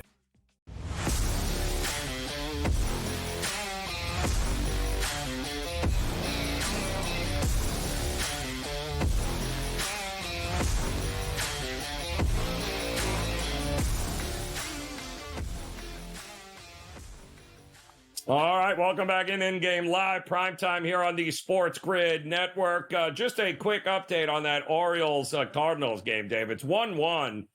They have been in about an hour rain delay. Doesn't look like it's letting up here at this point, but they have a 1 o'clock game scheduled tomorrow in the afternoon in St. Louis. So, keep an eye on that. That might be an interesting lineup, to say the least, early tomorrow for both of these teams here. Rockies still out in front 2-0. And Are you convinced the Dodgers on the run line again? Was that where you were leaning in this late game with Arizona? I'm trying to look at stuff now. Maybe. I trying to figure out I got a bail on this A's bet already. I don't think so, but man, I try to get in front of. What do you think of the Dodgers? What about the total in that game? Over. I mean, at first blush, 8.5 over. Yeah. Maybe Dodgers team. Well, they total. certainly got over last night, and Right. that's what I'm thinking. Right? Maybe Dodgers team total. total. Yeah. Yeah. I gotta look and see. Because I did the work on the other stuff. 19-9 at home for the Dodgers, 33-17 overall. Highest team slugging percentage in the National League, 435. Yep. All the stuff is indicating, man, oh man, the Dodgers are 3-1 in the season series against the Diamondbacks. Yep. What in the world would you look to fade the Dodgers for? I mean, everything is. I tell you, yeah. Well, what about first 5, Dave? Lay the half a run. It's even money. Could be worse. What's the straight money line on that? Minus 160? 140. I think I'd make that number a little higher if I was in the book. I'd make it closer to That's the game. What I'm. Right? Right? Why is it less? That's kind of what I thought. Especially for a game that's lined at 8.5. Yeah. Yeah. I'm okay with laying the 140 just and playing the money line. If you want to go get a little extra gamble and lay that half a run, I much prefer to push if we're tied 1-1. Push it right. Just lay the extra right. Yep. Yeah. Yep. 8.5. First 5 total runs, by the way, if you think they're going to get to them, 4.5. So if you think it's a bit of a pitcher's battle early and then the bullpens implode, because I can't trust Arizona's bullpen. I think Fought's done a pretty good job. He's just got no run support here. Would it shock me if this thing lands under 4.5 in the first 5 and then gets lit up in the second half? That would not surprise me in the least bit. So that's not a bad look. You're talking about not trusting the Diamondbacks bullpen. I don't know if we can really trust the Dodgers bullpen. Good point. Yet, right? That's the other one. Good Dodgers point. are beginning leads and then having to hold on late when the bullpen comes in. Yesterday, Walker Buehler was cruising, right? I think it was it him? Oh, no, it was Yamamoto. Yamamoto yesterday and had a lead and then all of a sudden didn't, but held on to the run line. So that's the way that one's going to play out. I'm also grabbing Mookie Betts to hit a home run, plus 450. Oh, Dinger Tuesday. How about that? Right. And we got the sign of Vincent. Vince gave us the seal of approval on that. So if Vince likes it, we should probably all like it. Yep. We're gonna have to do a producer's pick on that. We had the producer's pick tonight. How's the producer's pick looking? Can the boys dial that one up? I believe that one. They're still waiting. Yeah, they're still waiting. He's only got one. They need 3 more threes from Tatum. 3 more threes, I think. Tatum's he's got 3 altogether? He's got 22 points. He needs 4, one of 3 right? from 3. Okay. Yeah. Damn. Yeah. He needs to get 1 more. By the way, Turner is your leading scorer on Indiana, by the way, with 20 points. Miles Turner leading right now. Obi Toppin, Siakam, 12 and 13 points. Halliburton, correct me if I'm wrong, Dave, he had 16 points at the break. He still got 16 points. It's 94-90 heading into the fourth quarter. You think Indiana's going anywhere? Has he shot the ball? I don't even know if he shot the ball in the third quarter. That's what I'm saying. How do you not have a point in the third quarter? I don't understand that at all. But they're not going anywhere. It's 94-90 in-game total. 240, folks. It's still hovering around 240. Yep. Are we going to get more whistles here in the fourth quarter? I wonder. Oh, right. This is going to be good. Cam Stewart, Gabe Morency coming up here in moments. They will take over. Dave and I will see you again on Thursday. Cash those tickets tonight. Enjoy the games. We'll see you again soon. In-game live primetime here on the Grid.